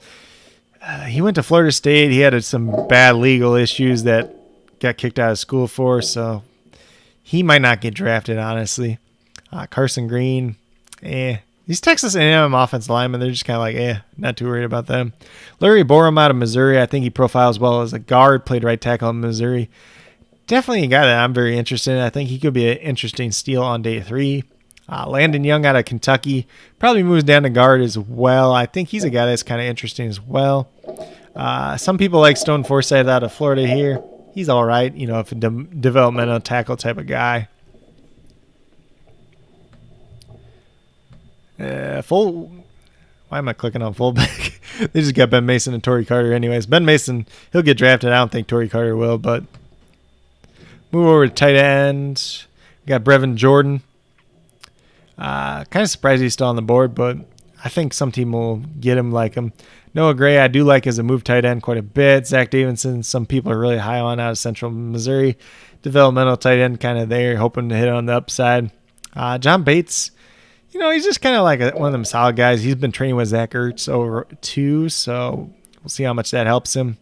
Kenny Yeboah, Ole Miss, kind of that big slot tight end. 5 years in college. He had a bunch of touchdowns for Ole Miss, but that was about it. Tony Poljan, he's just tall, not really interested in him. Nick Eubanks, he's kind of athletic at tight end. He could be like a developmental tight end, kind of interesting. Kylan Grayson actually started off his career at Rice playing wide receiver. Transferred to SMU and kind of played that slot tight end. He's got to add weight to cut it in the NFL level, though. Pro Wells, athletic tight end, didn't measure that well at his pro day, though. Which is kind of funny with his name being Pro Wells. Former basketball player, but he's like a 7th round undrafted pick to me. Matt Bushman, I do like a lot. Steady tight end. He didn't play this year. I do believe he had an injury. I think it was an Achilles injury. But he did run routes and stuff at Zach Wilson's pro day. Looked fine there already because he did, the whole Mormon mission or whatever it's called. I don't know the exact phrase off the top of my head, so I'm not trying to offend anybody by that. Quentin Morris out of Bowling Green. I love this kid. So underrated because Bowling Green's been trash. I think he is Delaney Walker all over again. Late draft pick. Same body type. Similar measurables. He's just got to learn how to block, and he's going to be on the field every down. Luke Farrell out of Ohio State. Nothing there with him. Brilly Moore out of Kansas State is a guy that I kind of like too. He's kind of got that similar career path of George Kittle. Really good blocker. Decent after the catch. Not saying he's ever going to be George Kittle, though. Started off his career at UNI, University of Northern Iowa, then transferred to Kansas State. So, got some upside there with him, though. We're going to go to wide receiver, but I'm going to look at the picks, see if there's any more picks that have been made as well. So, we did miss Chris Rumpf going to the Chargers. I don't think that's a bad landing spot for him. They could definitely use another edge rusher if they are playing 3-4 defense. Wow! State to the Vikings. So he's the backup running back for last 3 years at Iowa State. Crazy measurables. The most ridiculous measurables out of any running back. And now that he got 4th round draft capital, that's really interesting. Maybe he's going to replace Amir Abdullah. Kind of pass rushing back, probably do some kick returns, stuff like that. That's just, God, I can't believe he went in the 4th round. He has no career production. But his pro day was insane. Then it looks like Patriots took Ramondre Stevenson. Wow.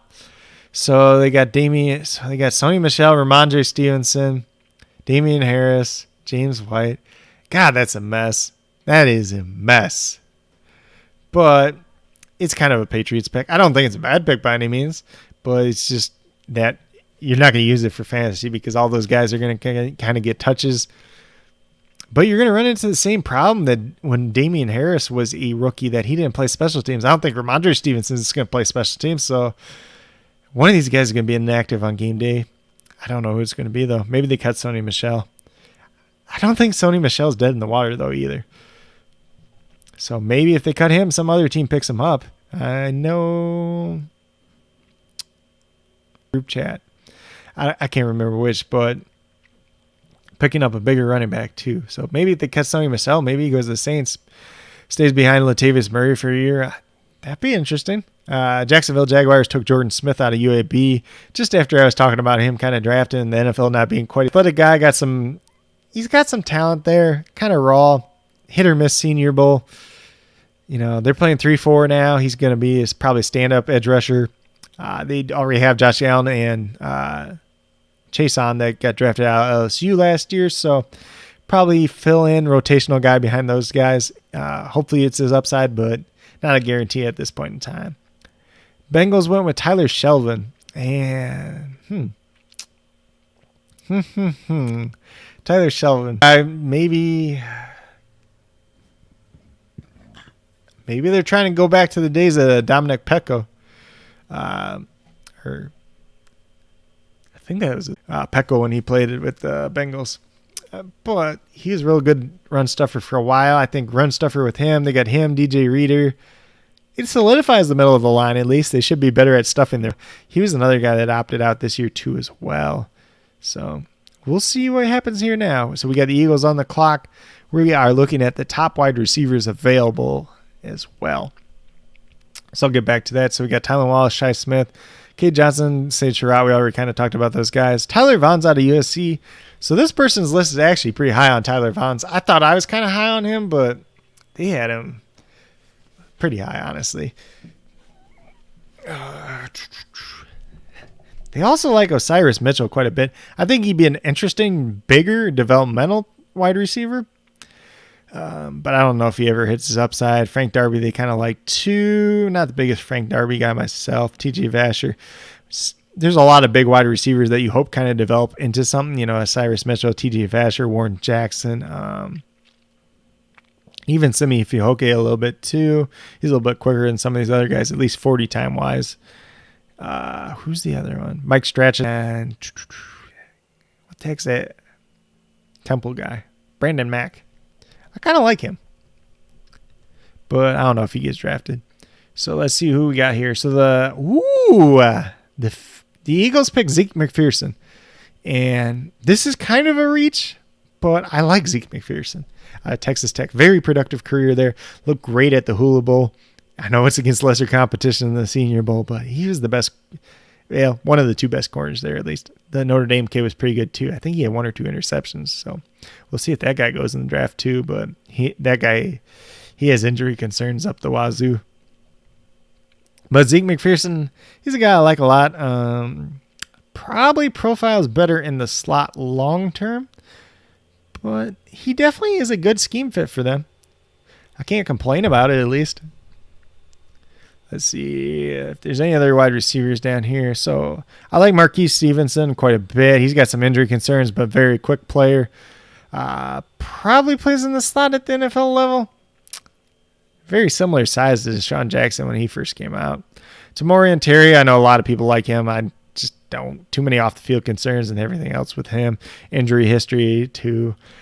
Seth Williams, I know a lot of people are high on him, but I just am not one of those people. Let's see who else we got here. Anybody else interesting? Rico Bussey Jr. down here, I do like quite a bit. Obviously, everybody hypes up Jalen Darden. He was the reason Jalen Darden kind of fell into the role he was. Rico Bussey Jr., very good career in North Texas, and then he tore his ACL. Then Jalen Darden broke out, transferred to Hawaii, and just balled out at the Hula Bowl, honestly. So we'll see where he lands. Daz Newsom's all the way down here, too. I like Daz Newsome as a slot and punt return type of guy. Brennan Eagles, another one of those big wide receivers.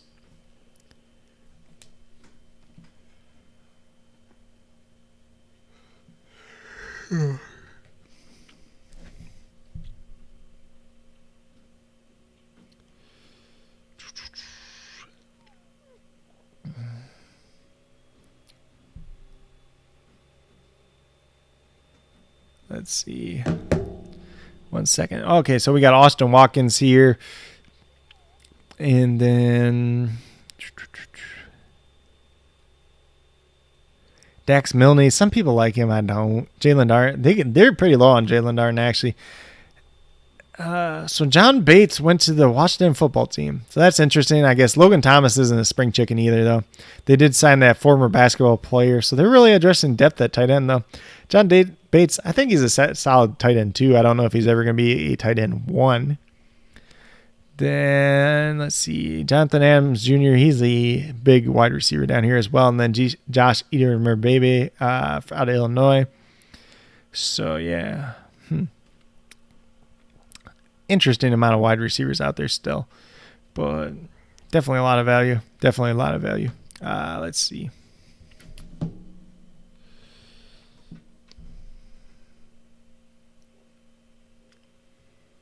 see what we got.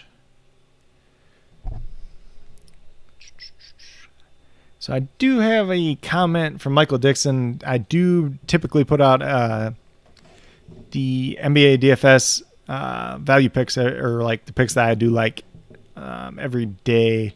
So today I'm kind of focusing on this live stream, but I will try to, I'll go through real quick and just see if there's anybody I like kind of in the downtime as well for you. Okay. But yeah, NBA slate tonight's kind of interesting overall. I believe it's a 10-game slate. Actually, I'll tell you what, we'll throw this in while we're waiting for the pick. So I'm going to go over to the RotoWire. So if any of you guys are guys that follow me for NBA DFS as well, we're going to go over the RotoWire. We'll look through the injuries, and then I'll take a peek at who looks decent price-wise at least. So let's see the injuries. So Detroit's playing like all the backups again, so there's going to be some value in that Detroit game, whether it's Killian Hayes, Josh Jackson, Isaiah Stewart, and then the Hornets game, just Gordon Hayward out. So they're pretty healthy. So there could be some value with the Warriors. Draymond Green, Kelly Oubre questionable. Houston's got a lot of guys out. So Kevin Porter Jr. looks good again. Armani Brooks could be all right. Bulls are about the same. Hawks could have a little bit of value if Bogdanovich and Herter don't play. Then Young and Collins, Capella look a little bit better.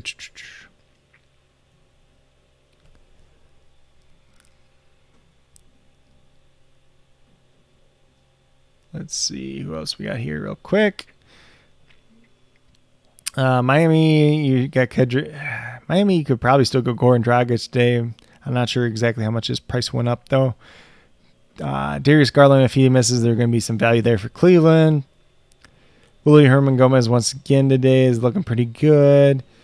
Then Magic could have a little bit of value depending on who misses. Here, Pacers could have some value depending on who misses. Lou Dort's out once again for Oklahoma City.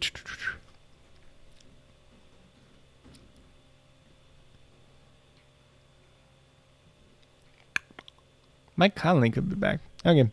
So NBA slate's really interesting tonight. I will try to get some of these picks out for you guys at least. Ooh, what? Whoa. So we missed some picks here real quick while I was doing that, but Cameron Bynum out of California, the Vikings. It's probably a little bit early for him. I don't think it's a bad scheme fit by any means. He was pretty decent at the Senior Bowl. Doesn't have the greatest long speed, though, but could be a solid, at least, depth corner initially. Probably develop into something, maybe. Panthers went Chuba Hubbard. God, that's interesting. It sucks because he's behind Christian McCaffrey now, but if McCaffrey gets hurt, could be a little bit of something there. We saw Mike Davis obviously do it last year. Colts are on the clock now. I am going to go through. I'll go through on my phone, and then I'll leave a comment for Mr. Michael Dixon here on some of the guys that I do like for NBA today. So I'm going to go through some of those prices on my phone. If anything else pops up pick-wise, I will be on it.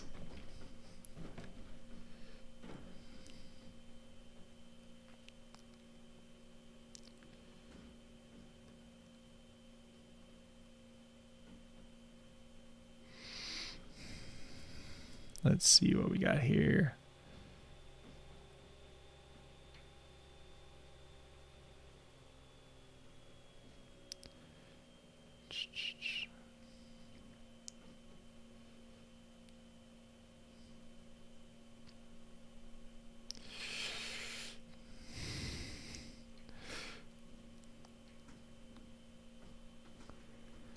Woo!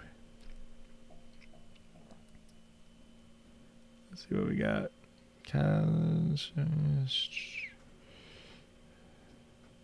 Let's see.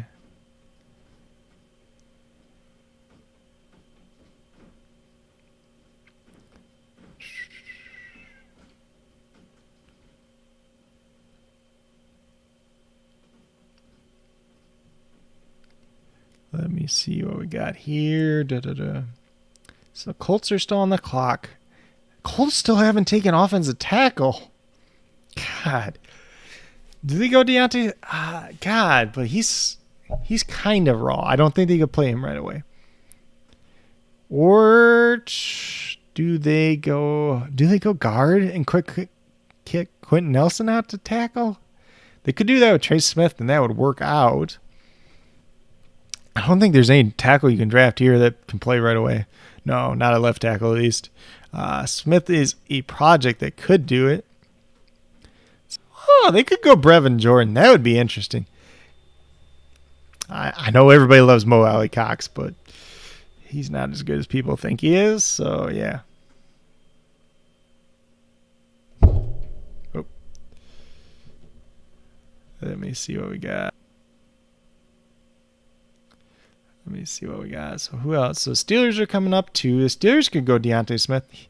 God, he could go any one of these next couple picks. Come on, somebody pick my boy.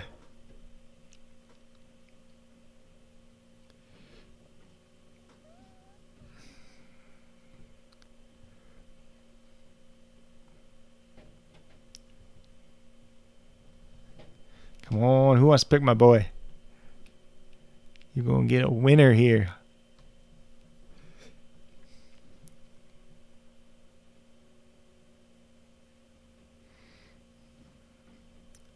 Let me see what we got. Kylen Granson to the Colts. That's an interesting pick. So they ain't going to use him as a blocking tight end. So Jack Doyle, Mo Cox are going to block. I think they brought Trey Burton back too. Otherwise, he could replace Trey Burton in a theory. He could be like the Eagles version of Trey Burton, though. It's an interesting pick. That's maybe one, if you're in a dynasty league, you can pick up, stash, and see if he turns into anything. Just a weird pick. I don't know how I feel about it. So, let's see. The Steelers are still looking at offensive line. They could look at a quarterback of the future, even though they decided Mason Rudolph to a one-year extension past this year.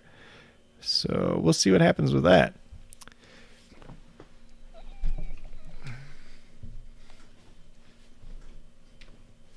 Let me see what we got. I am still trying to look at NBA DFS picks.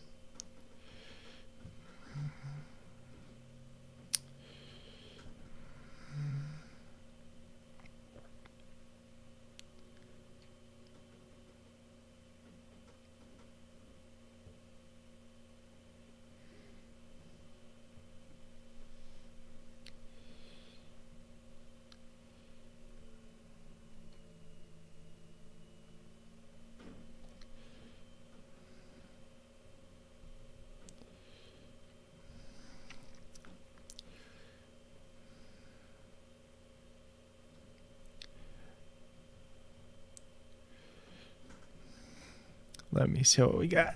So who are the Steelers going to pick? Can they just pick Smith? Actually, pick either Smith. You can pick Trey Smith or Deontay Smith here and be fine. They could also go guard, too. They could go Drake Jackson. Or, excuse me, center. They could go center and pick Drake Jackson. You pick Dan Moore Jr. instead? I don't like it. Back with Tampa now, which makes sense for Seattle because they have like no picks. So if they get an extra pick in this year's draft, that makes a lot of sense. Who the heck's Tampa moving up for? They They have wide receiver down as a need. Wide receiver is not a need for Tampa, by the way, but who the heck are they moving up for? I don't know. I honestly don't know who the heck they're moving up for. Jamar Johnson? Could they go to Jamar Johnson here? Maybe. I don't know. Who the heck are they moving up for? Moving up for a running back?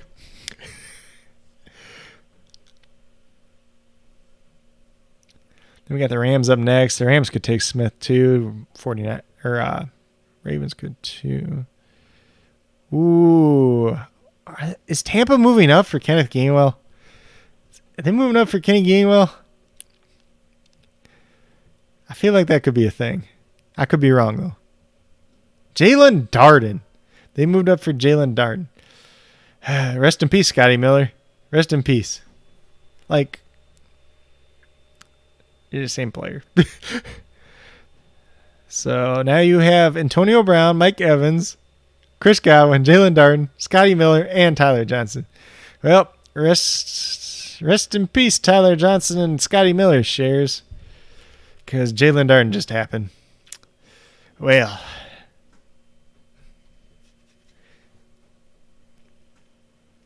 So let's see. Where are the Rams going? They took Bobby Brown the last pick. So they're a team that should trade back too, but I don't think they will.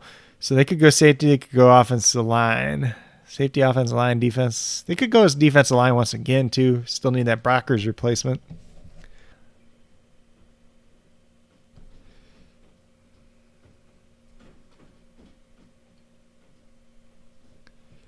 God.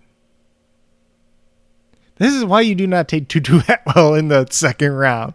Take the better player in the second round, and Tylan Wallace is still freaking here in the fourth round. Just take Tylan Wallace here. Make more sense.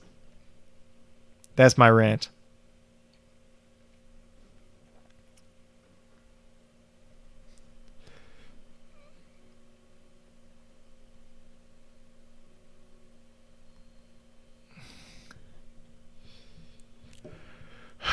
So, let's see. So Rams, Ravens, Browns, Saints. We got an interesting couple ones coming up here.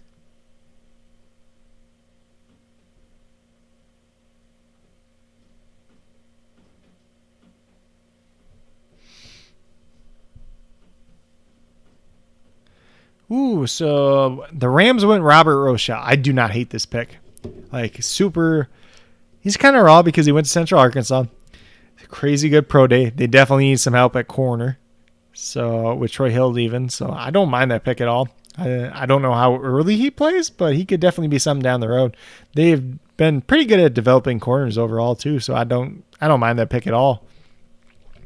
So, the Ravens have offensive tackle and center down. They could take Smith here. They could take Drake Jackson. They could go safety too. They could go Jamar Johnson.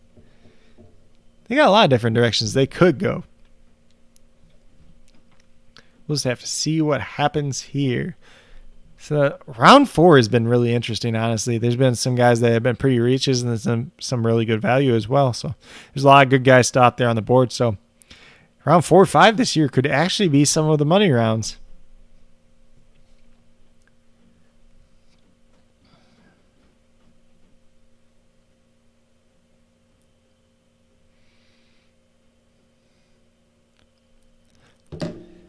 Hold on. When my Texans pick again?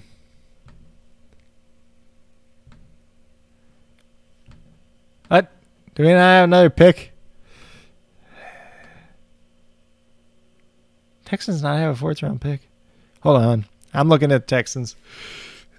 If you guys don't know, I am a big Texans fan, unfortunately. So where do we pick again? So they must have traded the 4th round pick away when they came up for Nico Collins.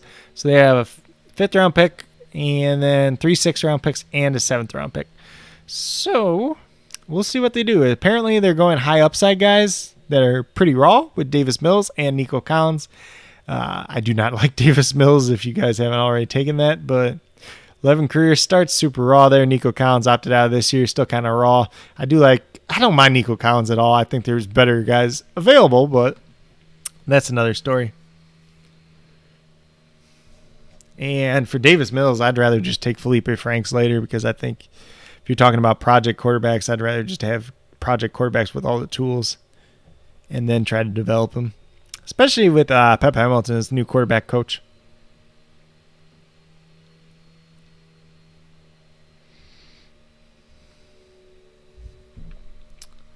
All right, so we are looking at...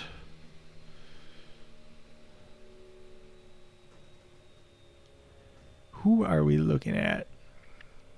They could go center, they could go tackle, they could go safety. I'd be surprised if they took another wide receiver. I wouldn't be surprised if they took tight end, though.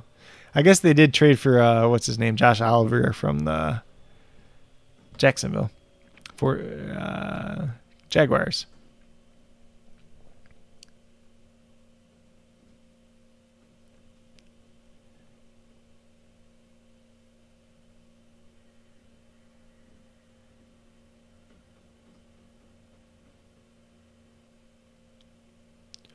Whoa.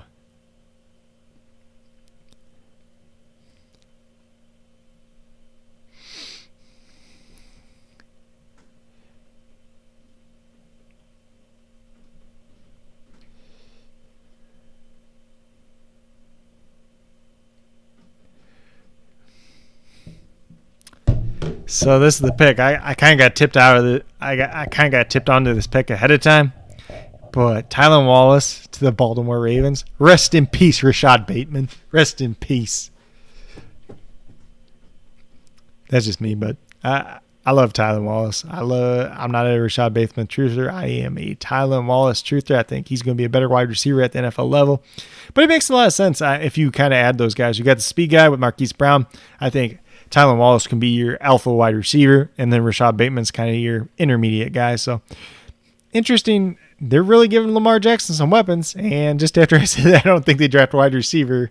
They draft a wide receiver. I don't think this is good. This is not good news for Devin Duvernay, though, who I did like last year, because they had two wide receivers today, and they had Miles Boykin. Rest in peace to him too. While we're at it, Miles Boykin sucks though, but no offense, Miles Boykin.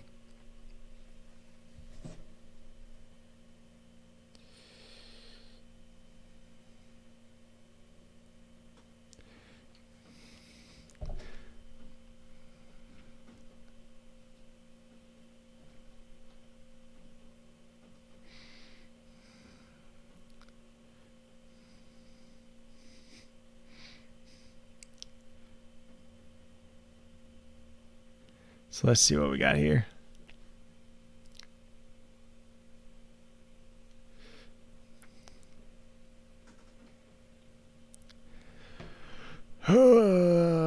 So we are on the Browns. The Browns do not really have any holes, so I guess they still could take defensive tackle, right? They didn't take defensive tackle yet, did they? They could take a defensive tackle. Who's available? Let's see what we got left still.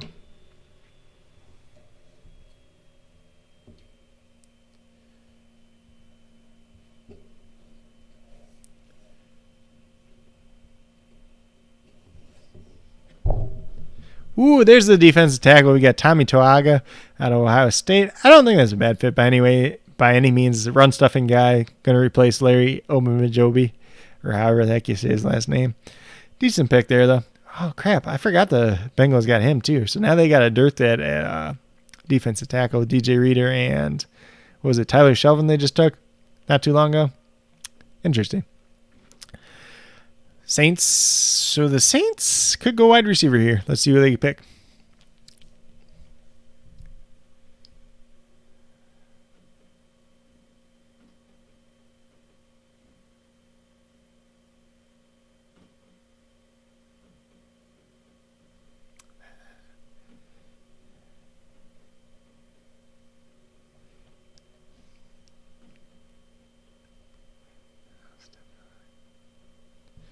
So let's see what we got here. So they, wow. So they actually went So Davion Nixon's still on the board. What did this man do? So the wide receiver looking at, so they got what, Shi Smith. I kind of like Cade Johnson there. I don't think he'd be a bad fit. Tyler Vaughns wouldn't be bad. This is probably where you're going to see one of these Tamarian Terry, Seth Williams, Fihoko, somebody like that guys go, kind of bigger wide receiver. I wouldn't be surprised if they went slot or if they went big wide receiver. But I think a slot or a speed guy kind of makes sense because they don't really have a ton of speed at their wide receiver position outside of Deontay Harris, the kick returner, punt returner. He did play pretty good in the slot last year, though, when he did play. Let's see what you got, Saints. Picks in.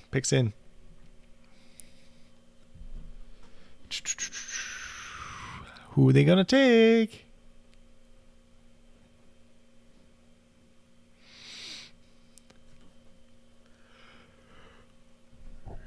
Where should they? They're not going to take a wide receiver now just because I've been talking up wide receiver.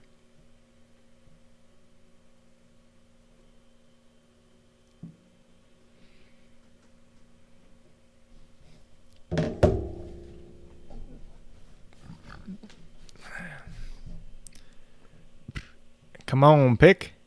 Tell us the pick.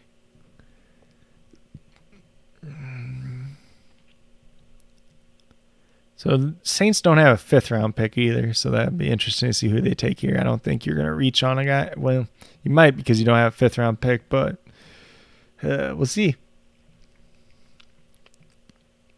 I think there's enough value out here still that you don't have to reach. Let's see what we got, though.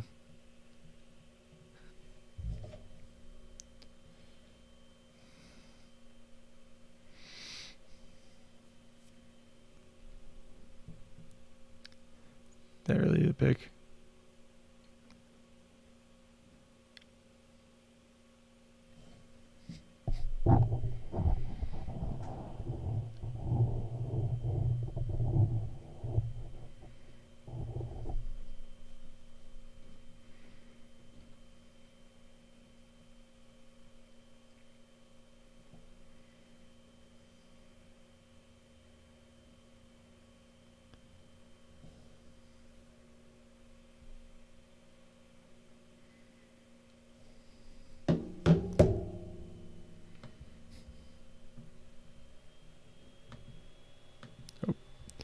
Crap, that don't work.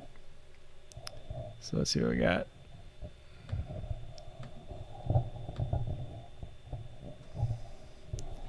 So supposedly this pick is Ian Book. We'll wait and see what it says here, though.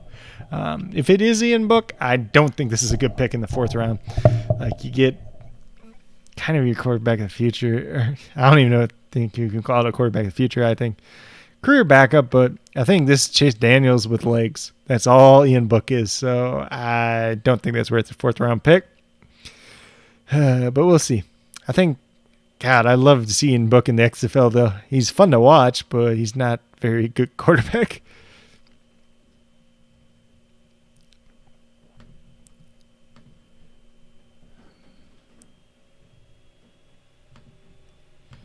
Let me see what we got, though.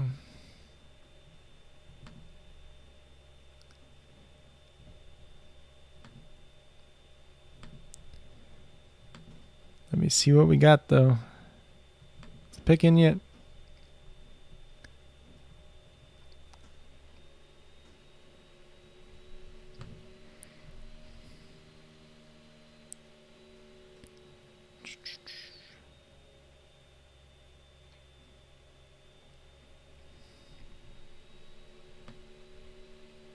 Let me see.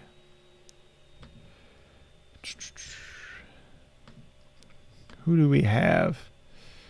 So they got the pick in. All right. So it is officially Ian Book. And like I said, not too crazy about that pick overall.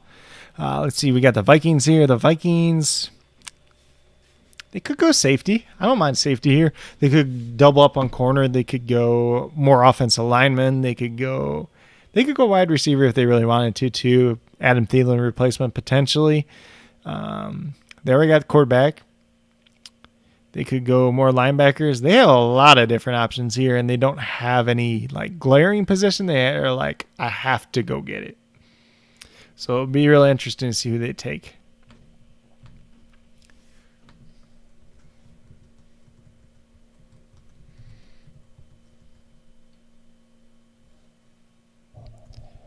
But we'll just have to see. God, I think the stream's starting to lag pretty bad though. Have to see if you guys are in the chat. Let me know if the stream is lagging or not.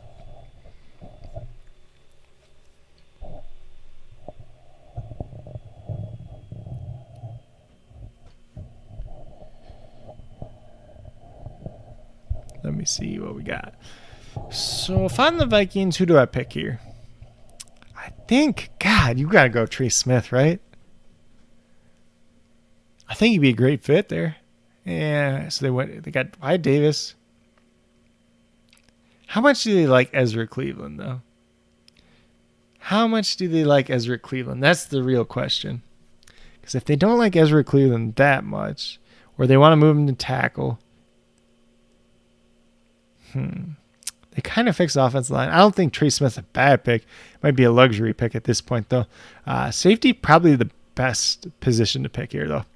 So if you go with like a Jamar Johnson or one of the other guys I talked about a little bit ago, definitely would make some sense. They went with Janoris Robinson. I don't mind that pick. Doubling up at defensive end. Another guy that has some upside as well with Patrick Jones there. Maybe Danielle Hunter is actually serious about holding out. That's what it is, holding out. So maybe he's serious about holding out, but I like that. I like that pick. I just don't like Patrick Jones' pick earlier. I don't like, maybe doubling up's okay, but I'd rather just have Robinson than Jones anyways. But okay, so the Titans are in the clock and the pick's in already. So this is a pretty good quick pick. Maybe this is Brevin Jordan here. Maybe they go wide receiver again because I don't know. I don't like Des Fitzpatrick there, but we'll see. We'll see. They could also probably add another pass rusher.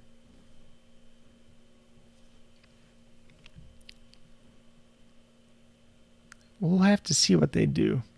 They have a lot of different options here too. So they could go offensive line. They could go tight end. They could go pass rusher.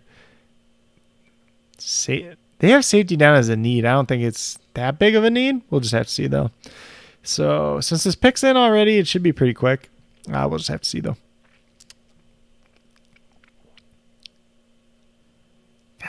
I think you picked tight end though. They just picked Brevin Jordan already. Like, that'd be easy. So this was actually the Packers' original pick. So this must have been in that Amari Rodgers trade from yesterday. Which I don't mind trading up for Amari Rodgers there. I think there's probably some other wide receivers I would prefer ahead of him, like I said already. But for the Titans, though, getting a 4th-round pick out of it at least. We're almost into the comp round selection. So who are the Titans picking here? They got the pick in so quick that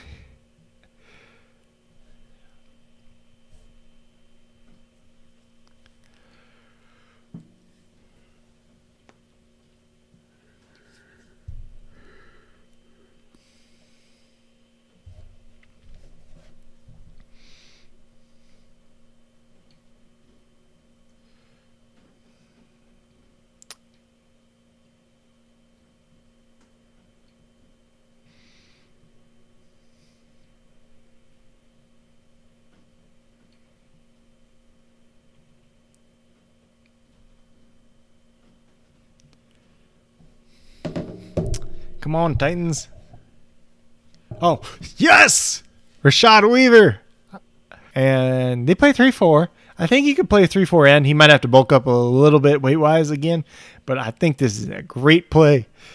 And like this is the end of the 4th round, Rashad Weaver here. A guy that can plug and play. That is his steal. So the Titans are actually doing really good this draft. Address the cornerback position. They got a solid edge rusher here that can hold his own in the run game. I think he only fell just because of the injury concerns. He did tear his ACL with the 1 year in college, but you're talking about a productive play. Many concerns with Rashad Weaver. I think in the 4th round. That is super good value. So now we have the Cardinals on the clock, who haven't picked six the 2nd round.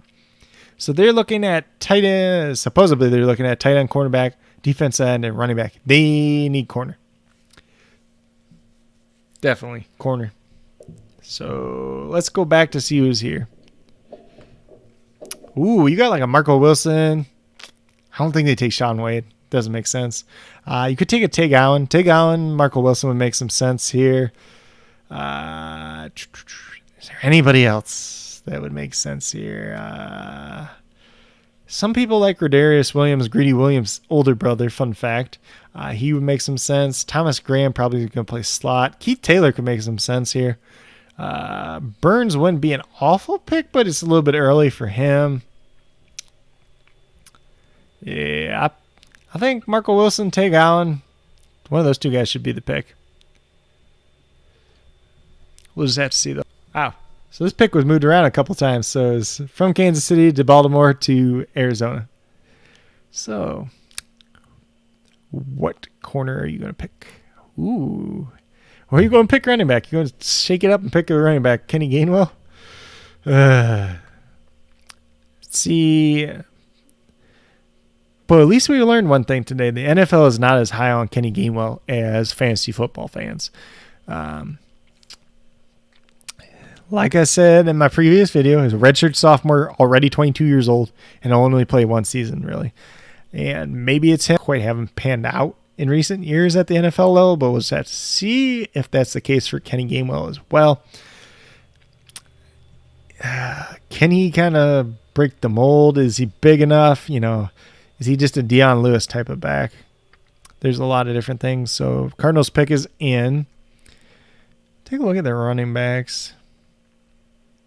Who the heck was their one running back they like? They like some running back way higher than they should when I was looking yesterday. Oh, I think they took that guy off here now. I think it was like the Wisconsin backup running back. They were like super high. They had him like high on the list for whatever reason. I'm like, why? But we'll see. Kylan Hill's still out there too. Khalil Herbert. There is a lot of good running back picks still available. So I think I wouldn't be surprised if the 5th, 6th round there's a lot of running backs flying off the board. Kind of a devalued position because outside of the top 3 guys or so, not a lot of talent there overall, or let's put it that way. See, quarterback still got Jamie Newman, Felipe Franks, Sam Ehlinger, Shane Buechele, Zach Smith, and KJ Costello. I do not like Jamie Newman. I think the NFL is lower on him now too, as we're seeing. Marco Wilson called it. I think that's a good pick for them too. So I think high upside pick, super athletic guy, and I think he can play the slot. They did play. Murphy's been playing the slot kind of the last couple of years, but I think maybe Marco Wilson's better there. We'll just have to see. But that's a very good pick. I do like that Marco Wilson pick a lot. So Seattle Seahawks, they took Dwayne Eskridge with their first pick. Are they going to go offensive line here? You got Trey Smith. You should go offensive line. They could go corner. They could go defensive line. I don't think you go defensive line here because there's still going to be somebody like okay in the 6th round when they pick again. God. Wonder what they picked up in that trade from Tampa Bay besides this pick. That'd be real interesting to see. Tig Allen makes some sense. They do like bigger corners. Let's see who else is here. I think Rodarius Williams is pretty big too. Or bigger, not like pretty big. So they could take him. But he's old.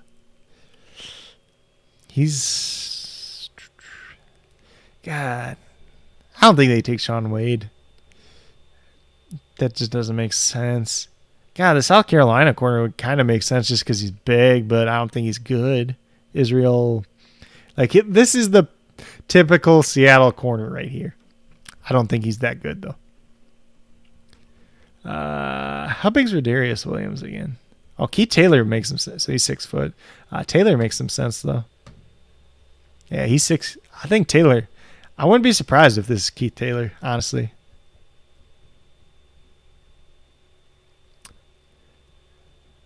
And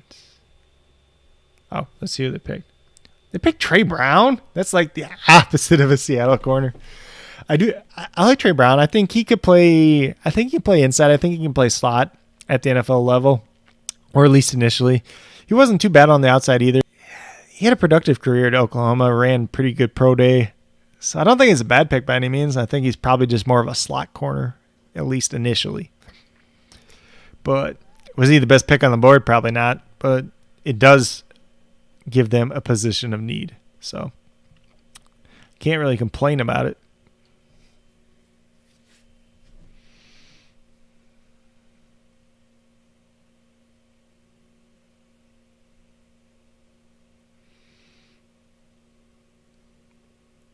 Wait. Is this real?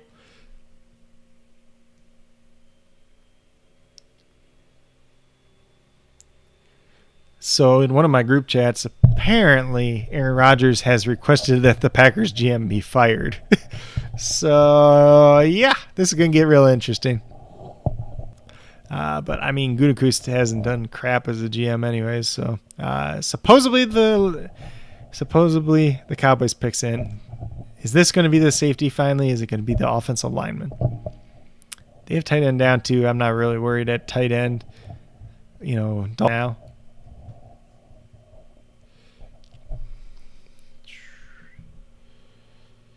God.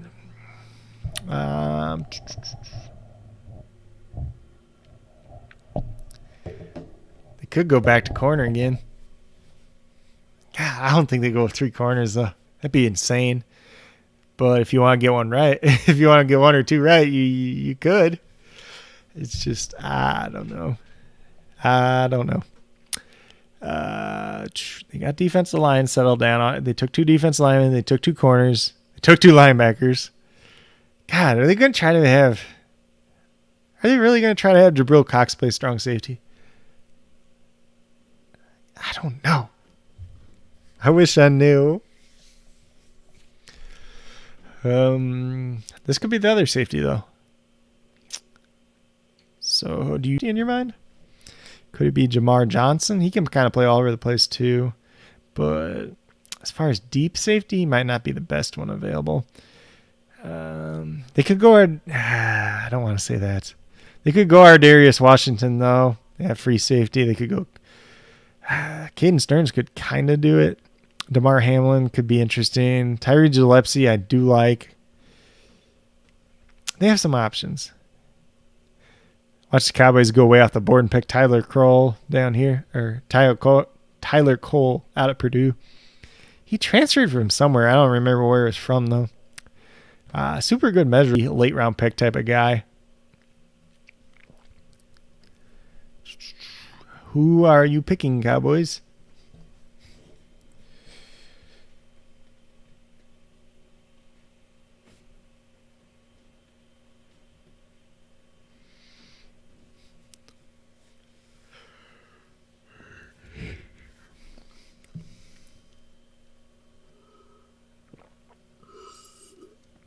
I think this picks to be safety or offensive line.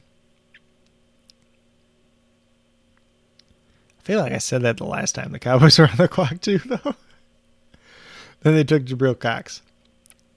Do you think Jabril Cox can be Cam Chancellor? I don't know. I don't know what the Cowboys are doing. I really don't. They're drafting good players, but I don't think Josh Ball, really? They took an offensive lineman, but I don't think his tape's that good. You got the off-the-field concerns. It is the Cowboys, though. They take those guys that have off-the-field concerns or bring them in at free agency at least. So at least I pray for them that he has his life straightened out, that he doesn't make any poor life choices once again. But supposedly the Bengals are on the clock and the pick's in right away. So we're kind of going rapid fire here as soon as we get the picks. God, how did the Cowboys not take safety, though? They have to believe Jabril Cox plays safety then. Like, I'm so confused. Either that or they're planning on just getting rid of Jalen Smith after this year. I think there's an out in his contract, so. I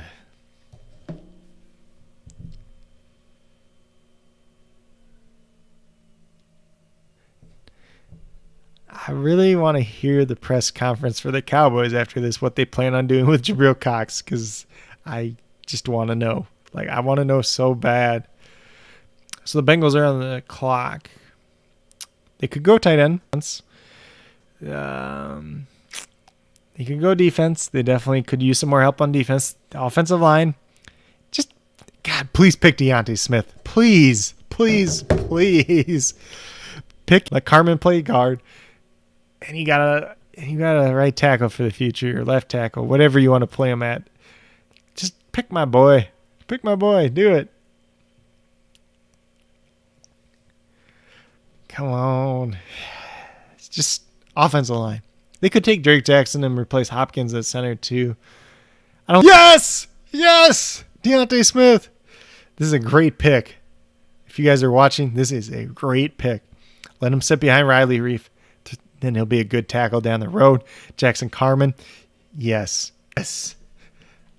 Thank you. Thank you, Bengals.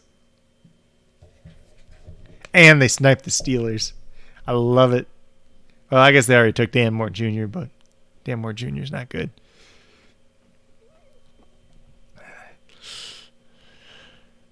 Yes.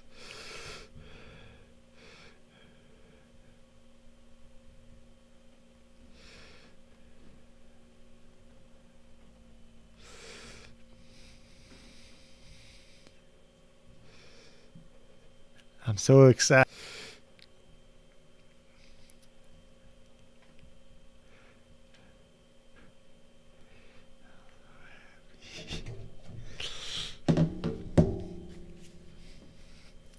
I think that definitely means Carman's going to play guard, though.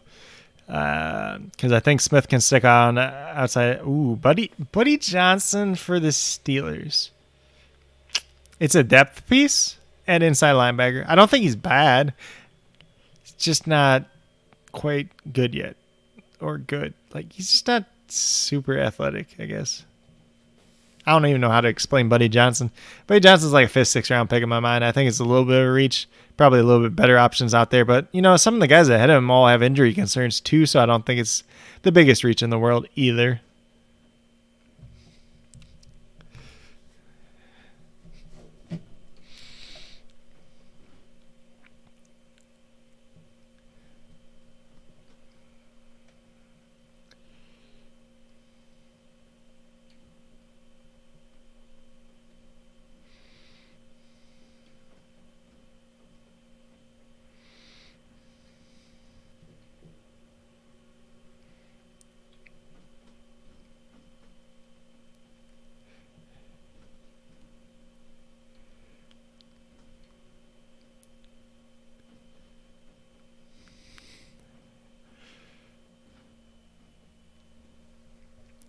Okay, so the linebackers are on the clock now.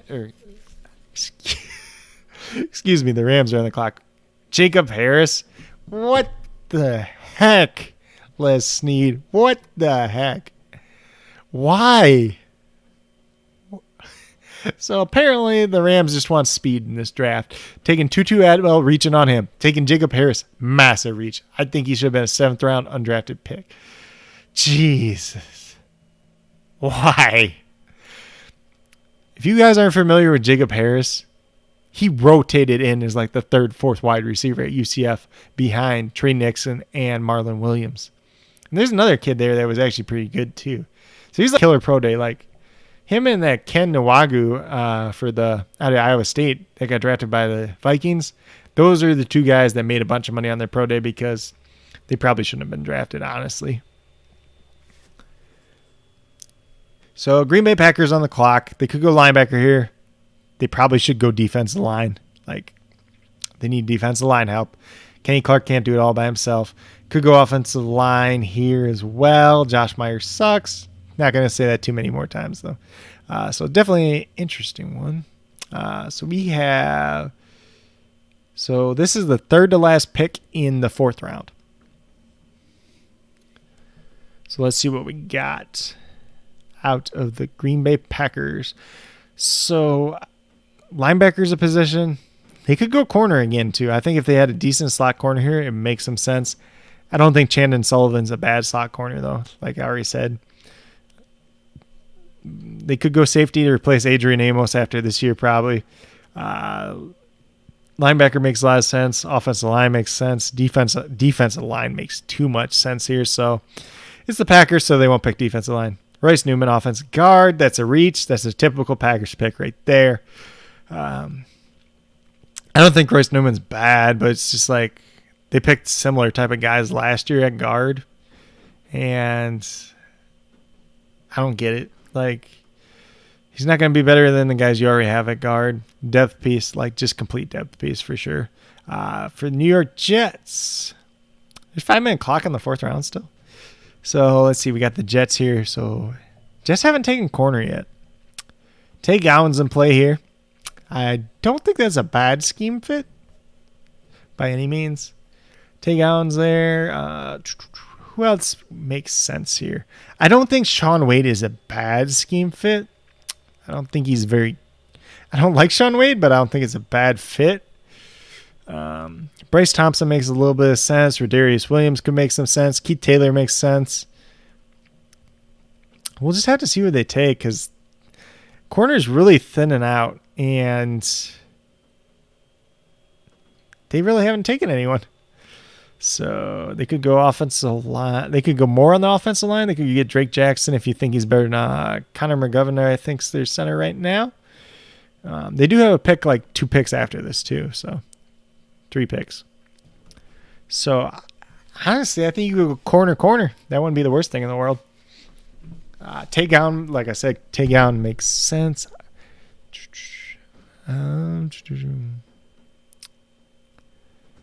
Let's see. I don't know. They have Dalen Hayes down as best fit, so you could do an edge rusher here. Let's see who they pick. Oh, so they traded. So they traded this pick to the Raiders now. So who are the Raiders coming up for? This could be Trey Smith. I wouldn't be surprised. I guess could be Davion Nixon too at defensive tackle. That makes sense too. So Davion Nixon, Trey Smith are there's who I would think would be going here. Come on, Raiders, make your pick so we know. And then we got the Chiefs coming up next on deck.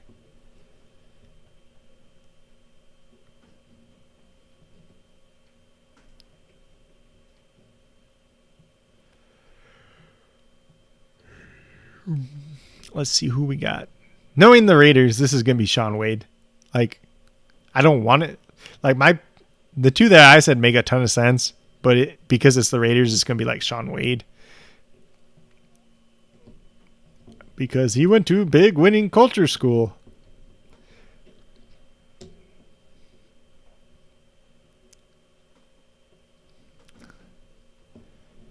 I still can't believe Jacob Harris went in the 4th round. That's insane. Royce Newman, there's a lot of reaches in the 4th round. So teams are really trying to get their guys. But for you guys watching, you really have to keep in mind that there's not really been scouting this year. With all the COVID stuff, it's hard to get a good gauge on these people. So, especially this year. We saw it a little bit last year as well, but they kind of had a little bit of an idea of these guys more so because they were able to go to games before COVID hit. So, the year before, this year's complete COVID year. So, it really tests to see who's the best scouting departments for each teams, or whose teams have the best scouting departments, I should say.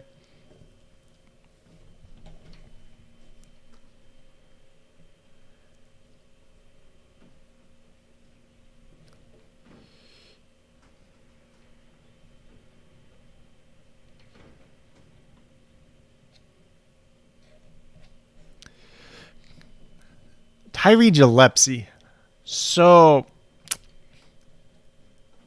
this is the 3rd safety they've taken. They took Morig, they took Tyree Gillespie, and they took Divine Diablo. So either they're going to move. They're either going to move Diablo to linebacker, or they're going to use Trayvon Morig as a slot corner. I am confused. Don't get me wrong, guys. I love Gillespie. I think he's a very good pick. But trading up for him when you already drafted 2 safeties? It doesn't make sense to me. Unless you're playing Diablo at linebacker, this does not make sense.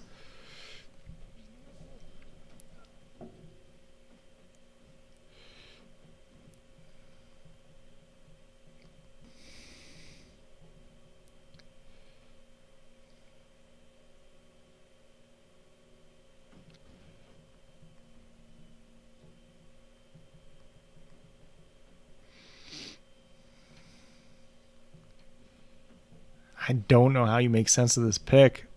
Like, unless Moehrig is playing slot corner, unless you're playing three safeties on the field all the time, or Diablo's playing linebacker, it does not make sense. And if you guys remember, last year they took Tanner Muse, the safety, and they reached really bad. They reached so bad on him, but they said he was going to play linebacker. He barely played last year, played special teams essentially, but God, I don't know what the Raiders are doing. I really don't. I like the safety picks they picked yesterday, but now you're trading up into the 4th round to pick another safety. It just does not make sense.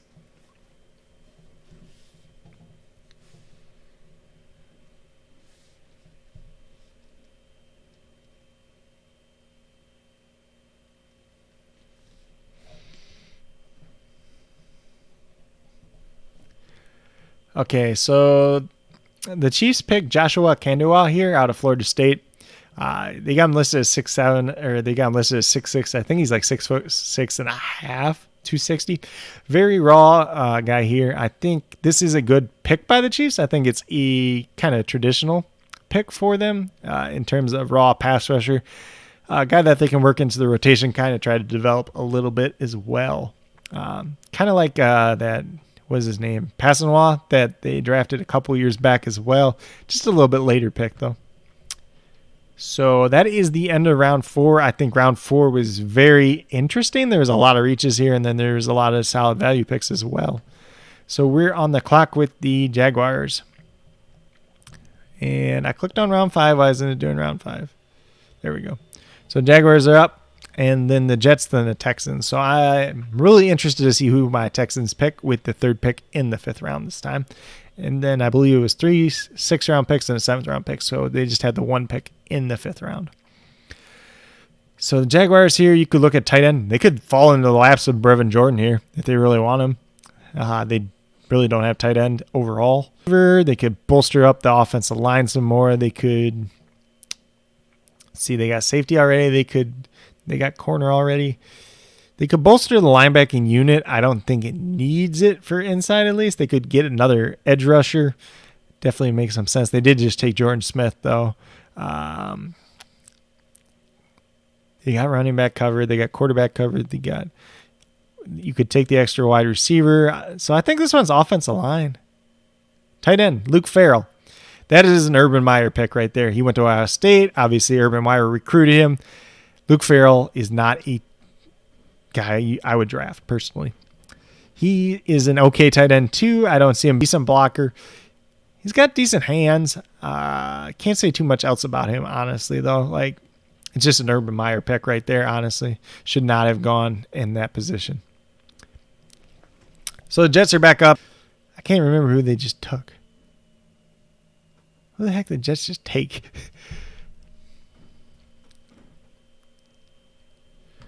I'm going back here because I can't remember 2 picks ago.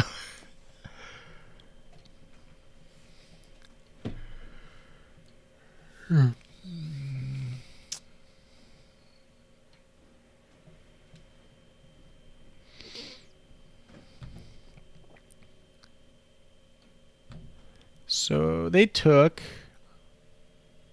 No, they traded out of that pick. Yeah, it was the pick they traded the Raiders. Never mind. Looks like you got a 5th-round pick out of that. 6th-round pick. Something like that. We'll go back here, though. No, we want to go best available. So if I'm the Jets, I'm still looking at the same corners I was looking at a couple picks ago. Definitely makes some sense there. Then we move over to the Texans. Depending on who the Jets take, Texans can take a lot of different options here. The defensive line makes a lot of sense. Cornerback makes a lot of sense. They did take wide receiver already. You could take offensive line. Trey Smith is still there. God, take Trey Smith. I don't care. Like, you could take Trey Smith. You could take Davion Nixon. Make a lot of sense for defensive line. All the nose tackles are gone because we got McNeil, Shelvin, and Bobby Brown the third are all gone. So not a big nose tackle there to pick in the 5th round. Center is definitely a position. We could take Drake Jackson here. A lot of interesting picks, honestly, for the Texans. I wouldn't mind safety either. Ooh, Jamin Sherwood out of Auburn. That's not a pick that I like. So he's probably going to be a strong safety, box safety. World. I don't know how they plan on using him. He's the guy that could convert to linebacker too. So I'm not a big fan of that Sherwood pick. I think they should went cornerback there because they definitely need corner. Texans, obviously, they got listed here. Running back, cornerback, defensive tackle, defense. So obviously the defensive line is the big one that I already talked about. Cornerback makes sense. Running back could make sense here. You could, in theory, you could take a Kenny Gainwell if you really want to. You could take one of these other running backs, but I don't think they do it, honestly. Got enough running back depth as it is right now.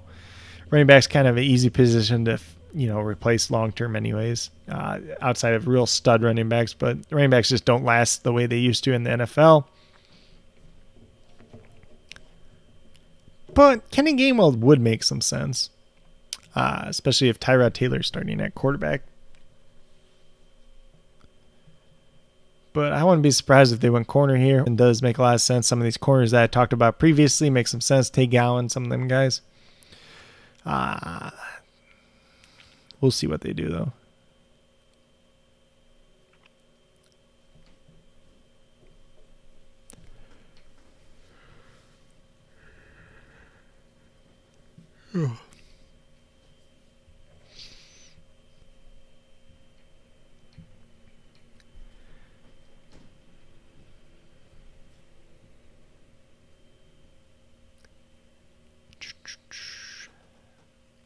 This might be the slowest pick.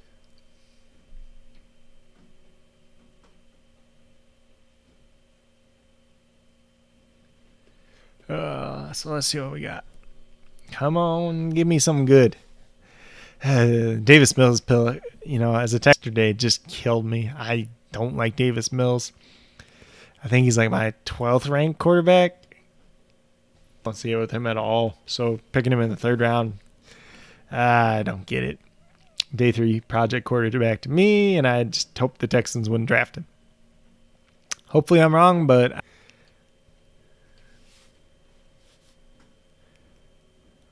Texans went Brevin Jordan. That's interesting. I don't mind that pick. Obviously, tight end was not a strong position for us. Jordan Akins hasn't panned out. And honestly, the best tight end we had on our roster right now was Farrell Brown. So if you guys are what's that guy's name? Kaleo Warring. If you're fans of him, you have him in Dynasty. This probably kills his value. I don't like him anyways. Can't catch the ball. Jordan Akins can't catch the ball either. So as long as Brevin Jordan can actually catch the ball, he's in business. Let's see what we got. They could go corner again. They still need running back. I wonder if they go running back. They need edge rusher too still. So I think the fact that this went this quick is probably running back. They could also go a little bit of offensive line. Edge rush definitely makes sense though too. A safety does make sense too. I know they picked Richie Grant earlier, but they could definitely use a second safety.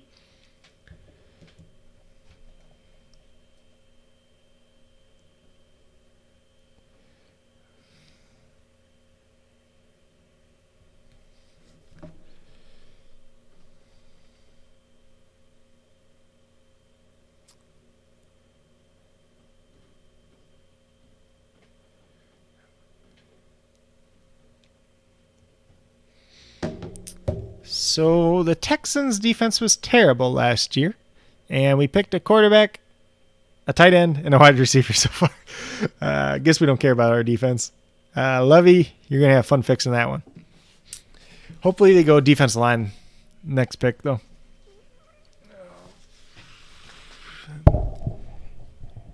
And then I think as soon as this Falcons pick is up, I'm going to go grab some more water and go to the bathroom. So be on a short break after this Falcons pick, guys.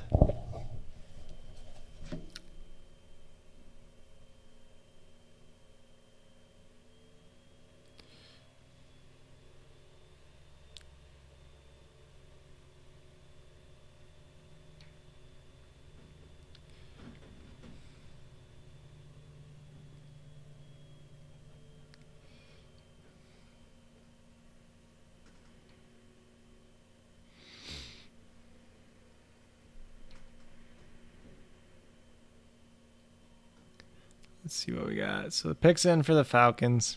Let's see who we got. Demetric Felton is the best fit. No. So Stevenson's off the board. So Stevenson went 4th round. Taquan Graham. So that is an edge rusher. That is, they have him listed as D end. I think he probably profiles better as defensive tackle. He's not a bad, probably a little bit of a reach overall. We'll see if he plays next to Grady Jarrett or if he plays on the end, actually. They do have Marlon Davidson they picked last year in the 2nd round, too. So I think it's an okay pick. I don't know. I don't mind Taquan means. So the Bengals here, they could pick Trey Smith. Why is Trey Smith falling? 5th round already. Okay. I am going to go to the bathroom, get some more water, and be right back.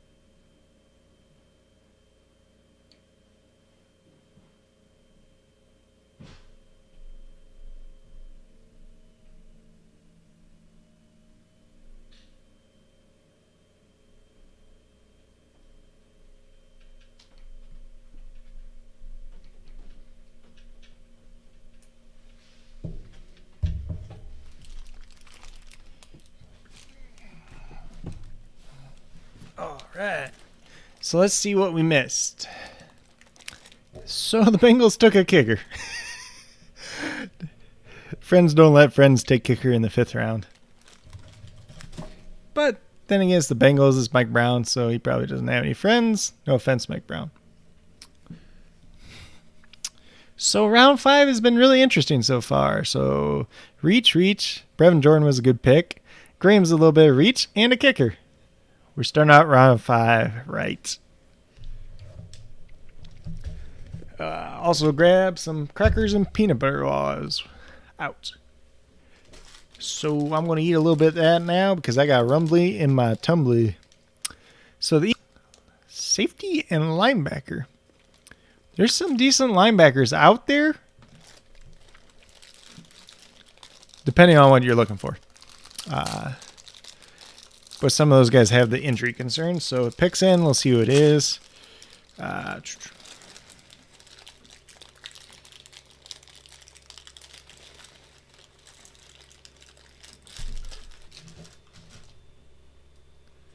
Let's see what we got. Come on, Eagles, make a good pick. Actually, I think the Eagles draft's been pretty good so far. The Zeke McPherson pick, I think, was the last pick. I did like that pick overall. Maybe a little bit early for him, but I still do like it.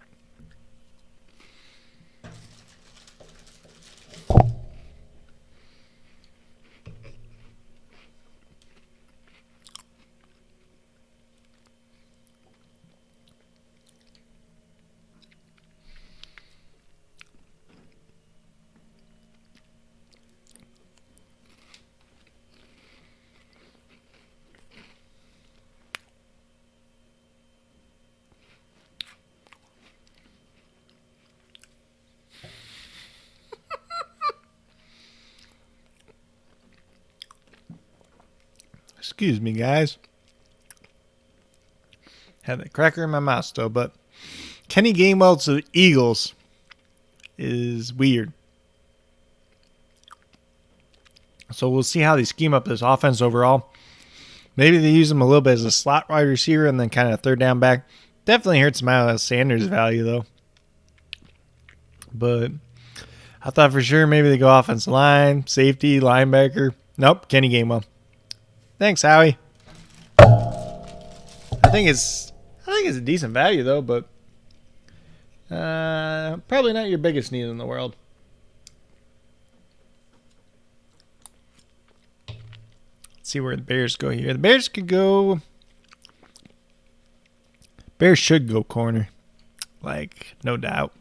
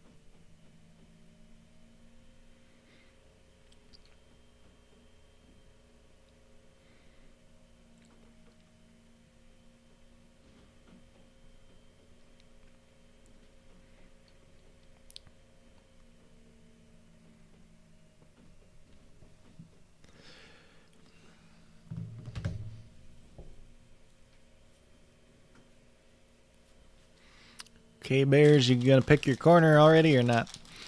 So I would say since it's the Bears, they're gonna take like Shaun Wade, but since they already had such a good since they're actually drafting good this year, I don't even know. And I guess if it's Shaun Wade, I don't feel like Shaun Wade's the worst pick in the world in the 5th round either. So Larry Borom. This was a guy that I did like too. Played guard at the NFL level, but if you have Larry Borom and Tevin Jenkins on one side, that's some maulers. You're going to be able to run to that side every time. So I like that pick. Bears are picking good this year, honestly.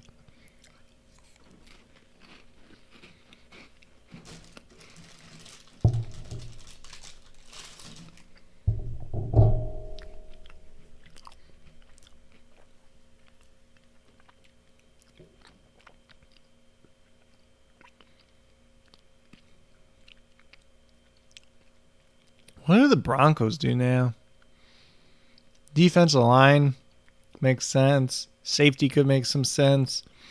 You could go with the project quarterback here if you want to.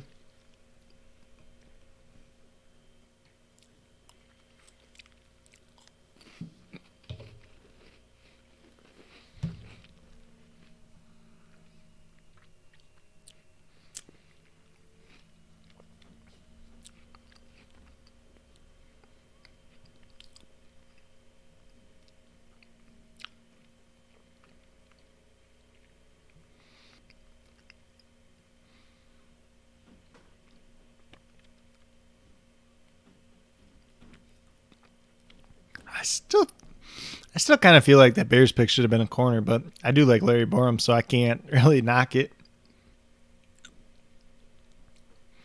Come on, Broncos. So, God, Broncos could take Davion. Broncos could take Davion Nixon here.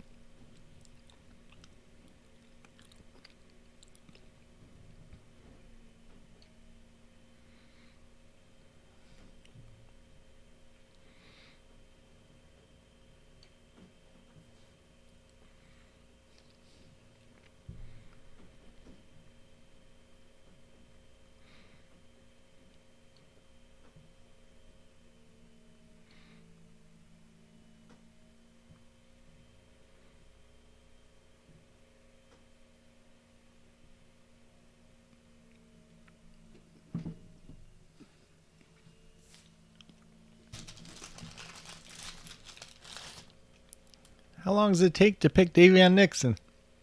We'll find out. It'd probably be the USC guy now, just since I said that, but or offensive line. God, Trey Smith's still there too. That wouldn't be a bad pick either. That's why you don't pick the Quinn Miners pick earlier if you're going to get Trey Smith there.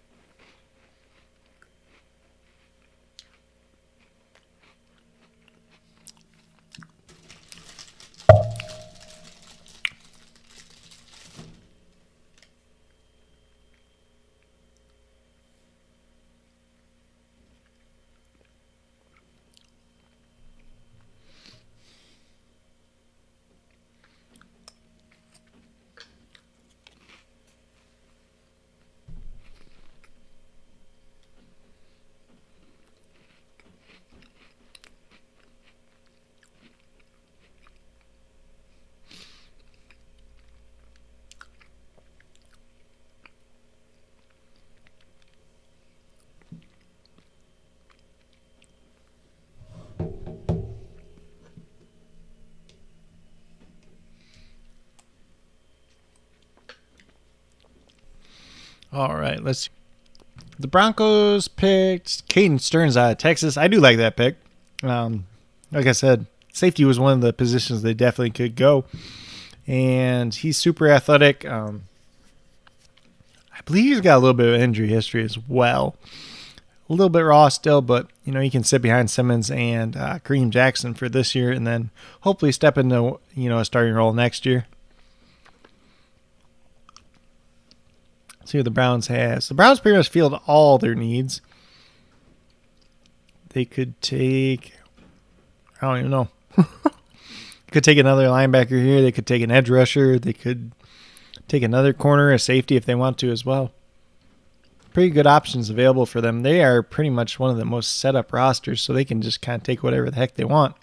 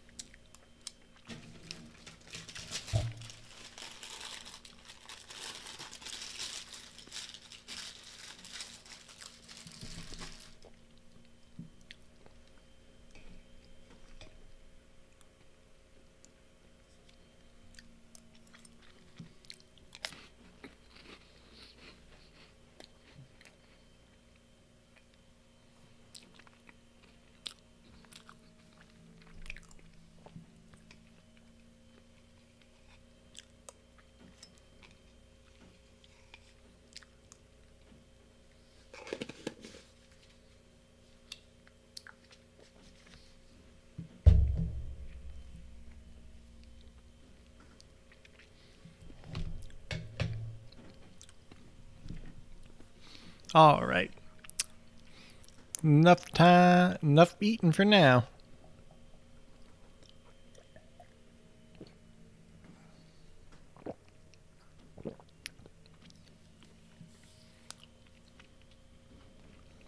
So let's see what we got. So Browns picks coming in. Then Jets are on the clock after that. Then the 49ers. Then the Dolphins. I wonder if a trade. See, the Browns selected Tony Fields out of West Virginia. I think that's a pretty good pick, too. So they got him and Jeremiah Owusu-Koramoah now to go with Anthony Walker that they did sign in free. Mack Wilson, the third-year linebacker, and Jacob Phillips, the second-year linebacker. So their linebacker core, it's strengthening out a little bit there. I don't know if Tony Phillips will be much in the NFL level, but he does have a little bit of upside to him as well. Jets are on the clock now. They haven't done it yet.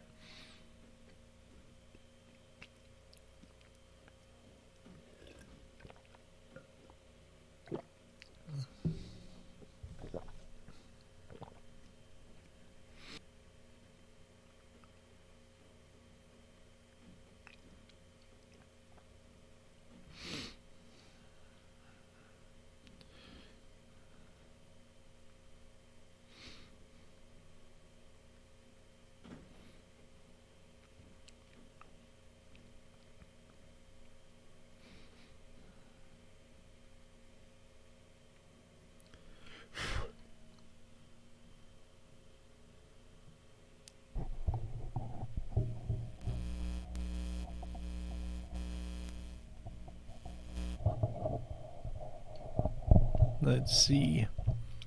So, do they finally take a cornerback here for the New York Jets? God, I hope so.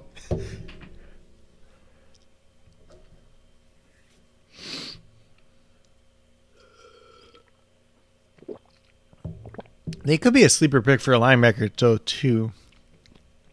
Dylan Moses wouldn't be. I feel like he could be a Ryan or a Roberts. Maybe McGrone. Tony Fields, you just got drafted. You shouldn't be there. You should not be there, Tony Fields. Let's see what we got.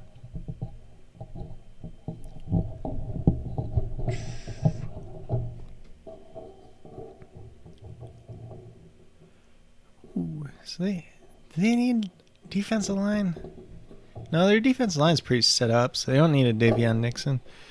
Michael Carter the second. Wait. They just drafted both Michael Carters. That's funny. So Michael Carter the second. He's a defensive back. It's kind of a reach, honestly. He ran real quick 40 time, though, at his pro day. So let's have to see. That is interesting, though, that they did just take both Michael Carters. God, that's weird.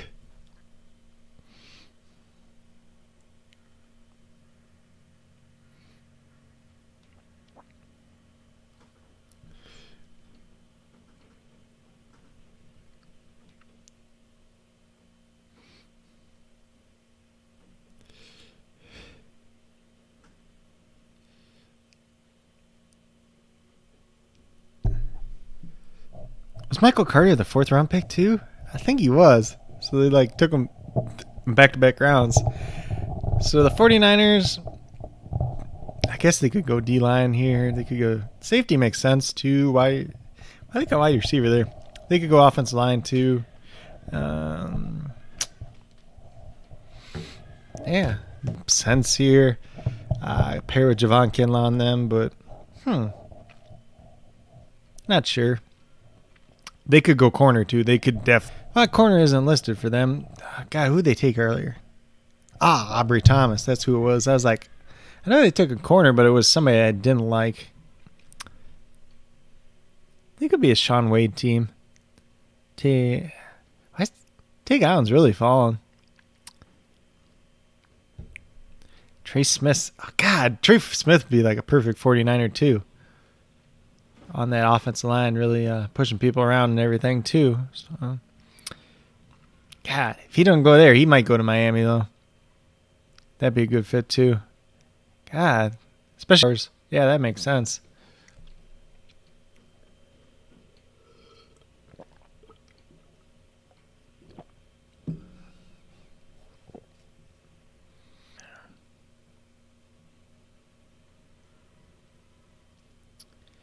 Let's see what we got. I think the Eagles just traded up. Yep, Eagles just traded up for the next pick.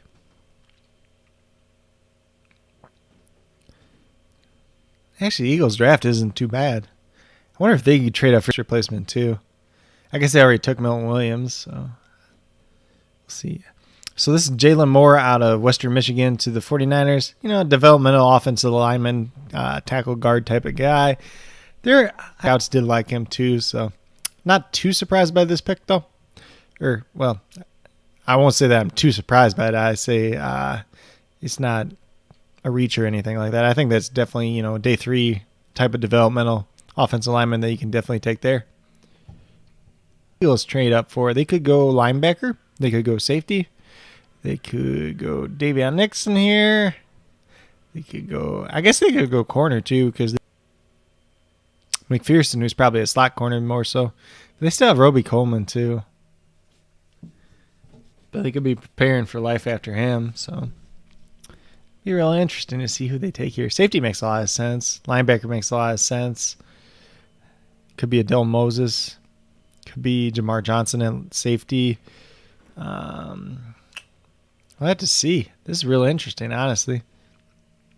Sometimes you trade up and, you know, again, Trey Smith would kind of make sense too. Bolster that offensive line. Just have that depth for next year.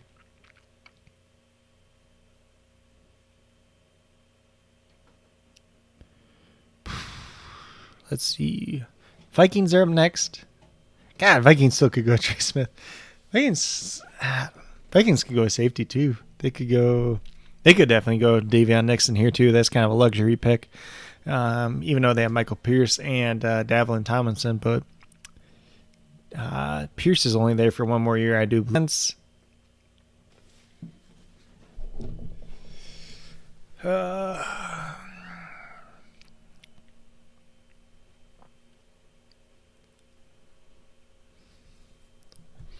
Defensive tackles just really aren't coming off. He's got him still, Marvin Wilson. I guess those are like the big 3 ones left. And then all these other guys, they're all just kind of the same, honestly. Stills, some people do like Stills, though. They're all just kind of big guys, hole fillers, more or less.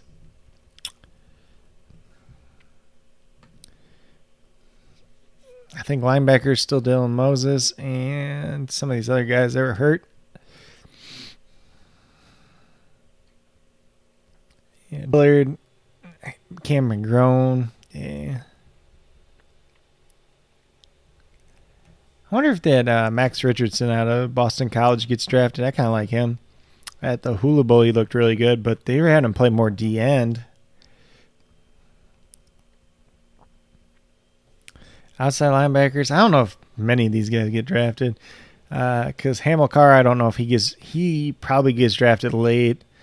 Snowden could, and Patrick Johnson, but the rest of them probably don't. Come on, Eagles. Got T-Gun.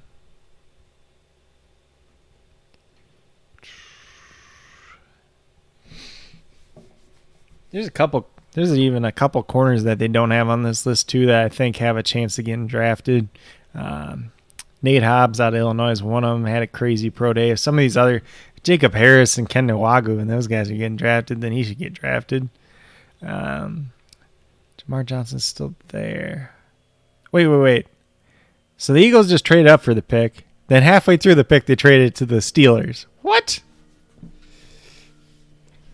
I'm so confused right now. Eagles are like, yeah, we want this guy. And the Steelers are like, oh, we'll give you more than you just offered. So I don't know. Smith. Is it? God, Steelers need corner, though, too. Could be a corner. God. I swear to God, just that pick was in for the Eagles, too. They don't really need safety.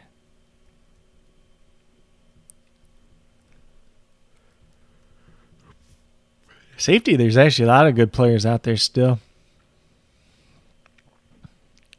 Or a lot of, at least good depth. I think a lot of people thought Jamar Johnson would be long gone by now. Didn't have the craziest pro day, though, either. So who did the Steelers move up for? Could be corner, could be Trey Hill, could be quarterback. Could be a quarterback. That makes sense too. Whether it's Felipe Franks, Jamie Newman, we'll just have to see.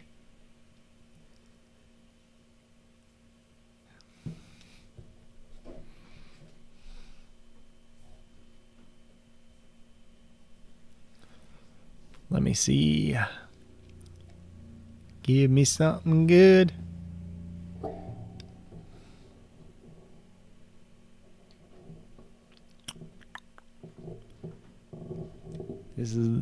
I think this is the slowest pick in a while. Probably because it got traded twice, but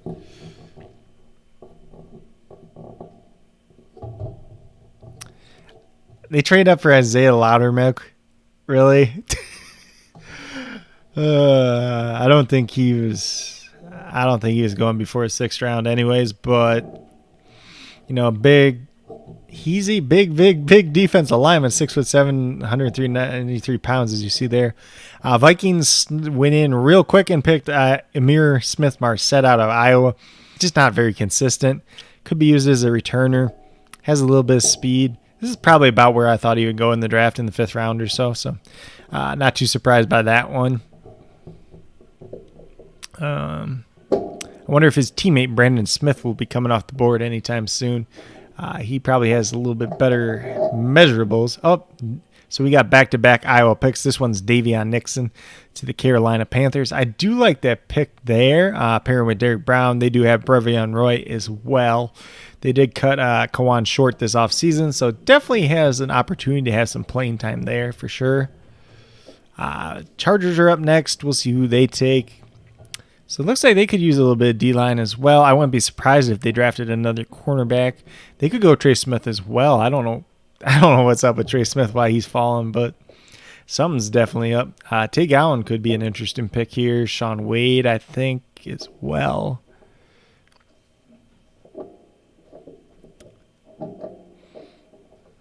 Sean Wade don't make as much sense because he probably has to play inside, and they already got Asante Samuel.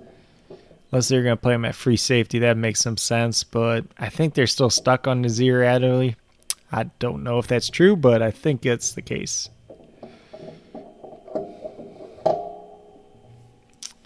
God, Marvin Wilson, they have it down as best fit. He could be all right there, too, if they're playing 3-4. Outside 3-4. Yeah, this would be an interesting pick, too. And then we have the Ravens again.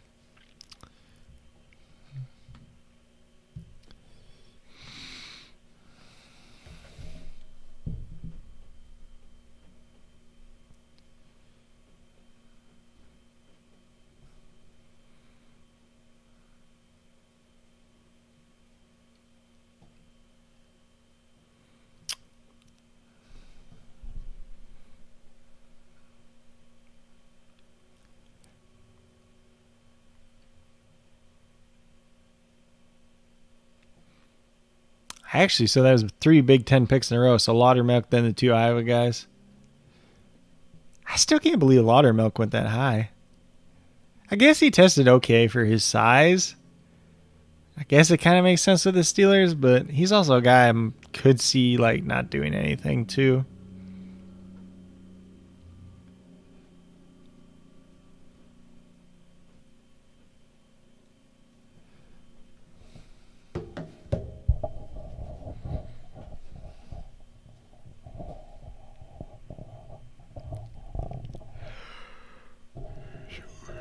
Come on, Steelers. Come on, Chargers. Who's you pick now?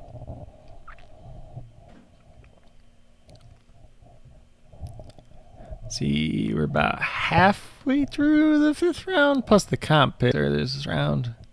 So we got about 25 picks left in this round. Oh. Ooh. So the pick is Brendan Jamies. So out of Nebraska. There's some people that do like him as a developmental offensive line or offensive tackle prospect, but I'll tell you this. It's me kind of, he really just looked like a guy, like probably one of the worst ones there. at the Senior Bowl. I don't think there's too much upside with him. I think there was some talk about moving him inside as well. So we'll see what ends up piece more than anything at this point in time, and probably for the future. So the Ravens, they could go offensive line here, definitely. Drake Jackson's still on the board. That's kind of surprising. So I wouldn't be surprised if he's offensive line. They could go edge rusher. They could go safety.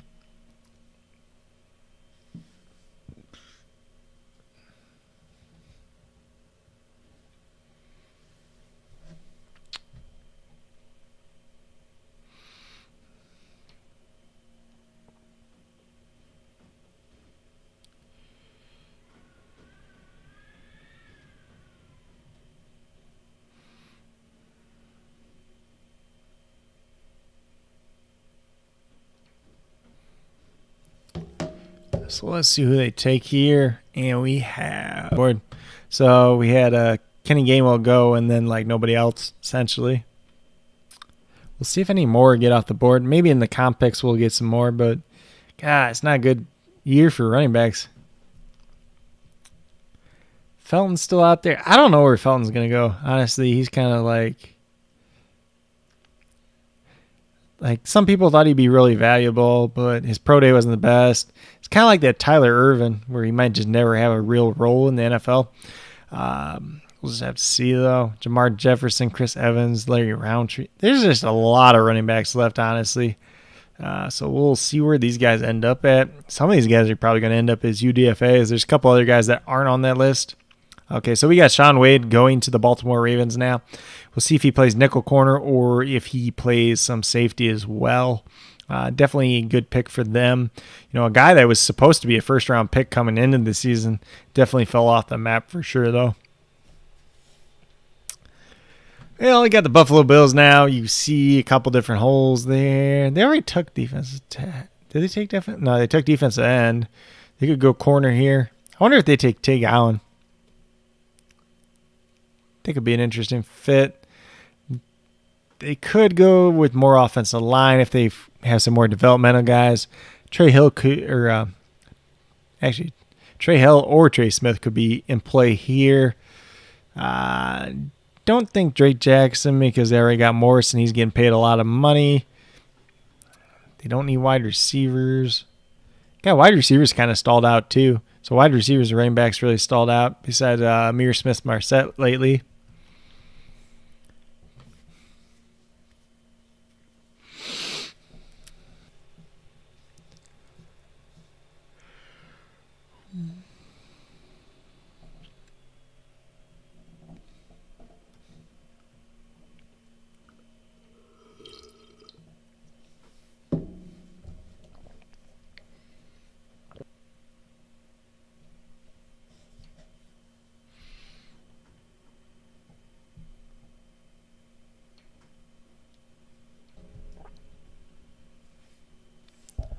So we got Shaun Wade.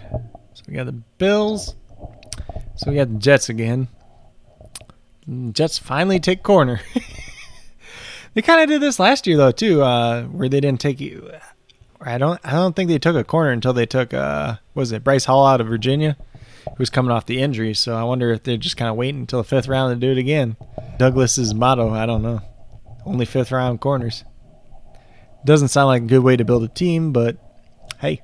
If it works, it works. So tight end, there's still some value there. Yeah, my guys are right here. They're Quentin Morris and Burley Moore. I do like Bushman though too, but he's just old prospect at least. Offensive tackle. Let's see what we got left. I'm just trying to peek around, see what all we got left right now.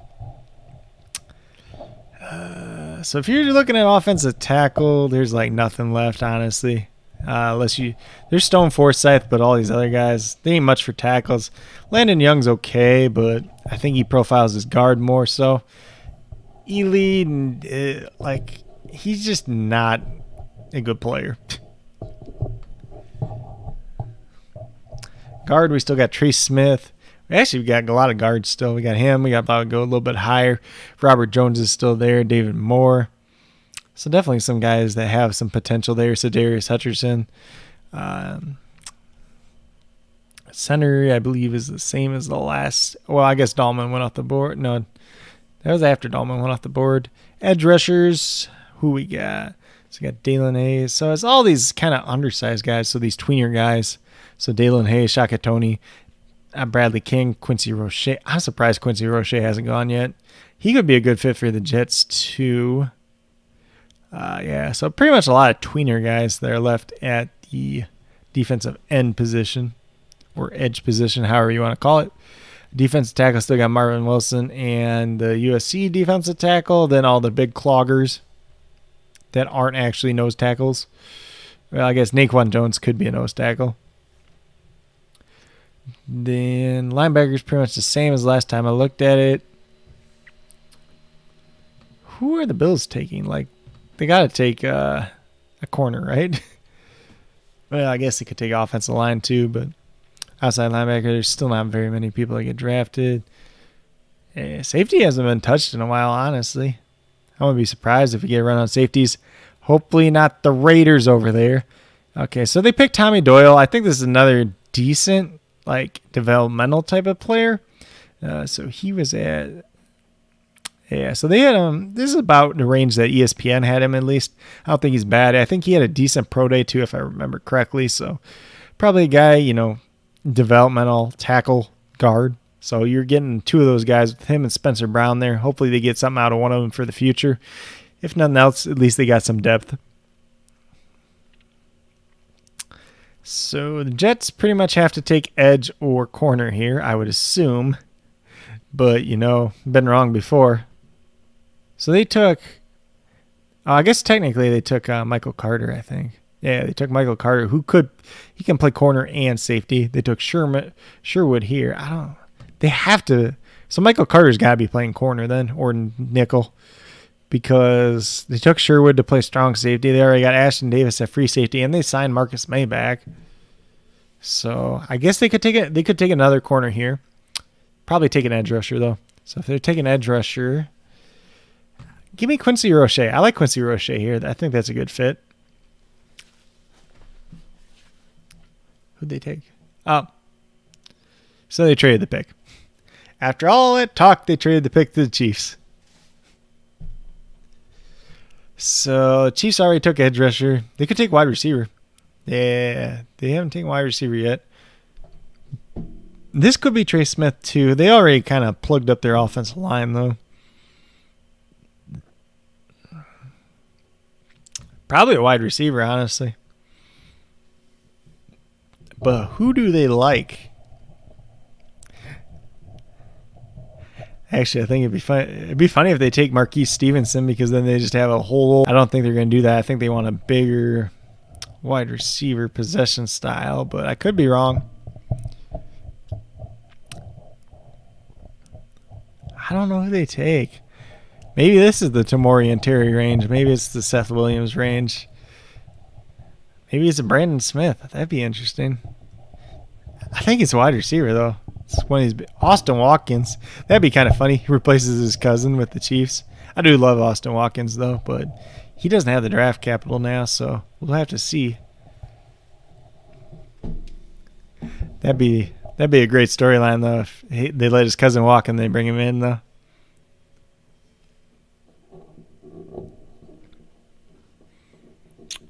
So who is it? This might take a while because it was a traded pick, but we'll see. Then we got the Washington football team up next. Trying to think what they still need. They got wide ball. So they might have depth. Maybe another linebacker. Maybe this is a shot where you take a Dylan Moses, pair him with Jamin Davis. You could do something like that. Maybe you take a shot on Hilliard if you think he's healthy. I don't know if you can think he's healthy ever, but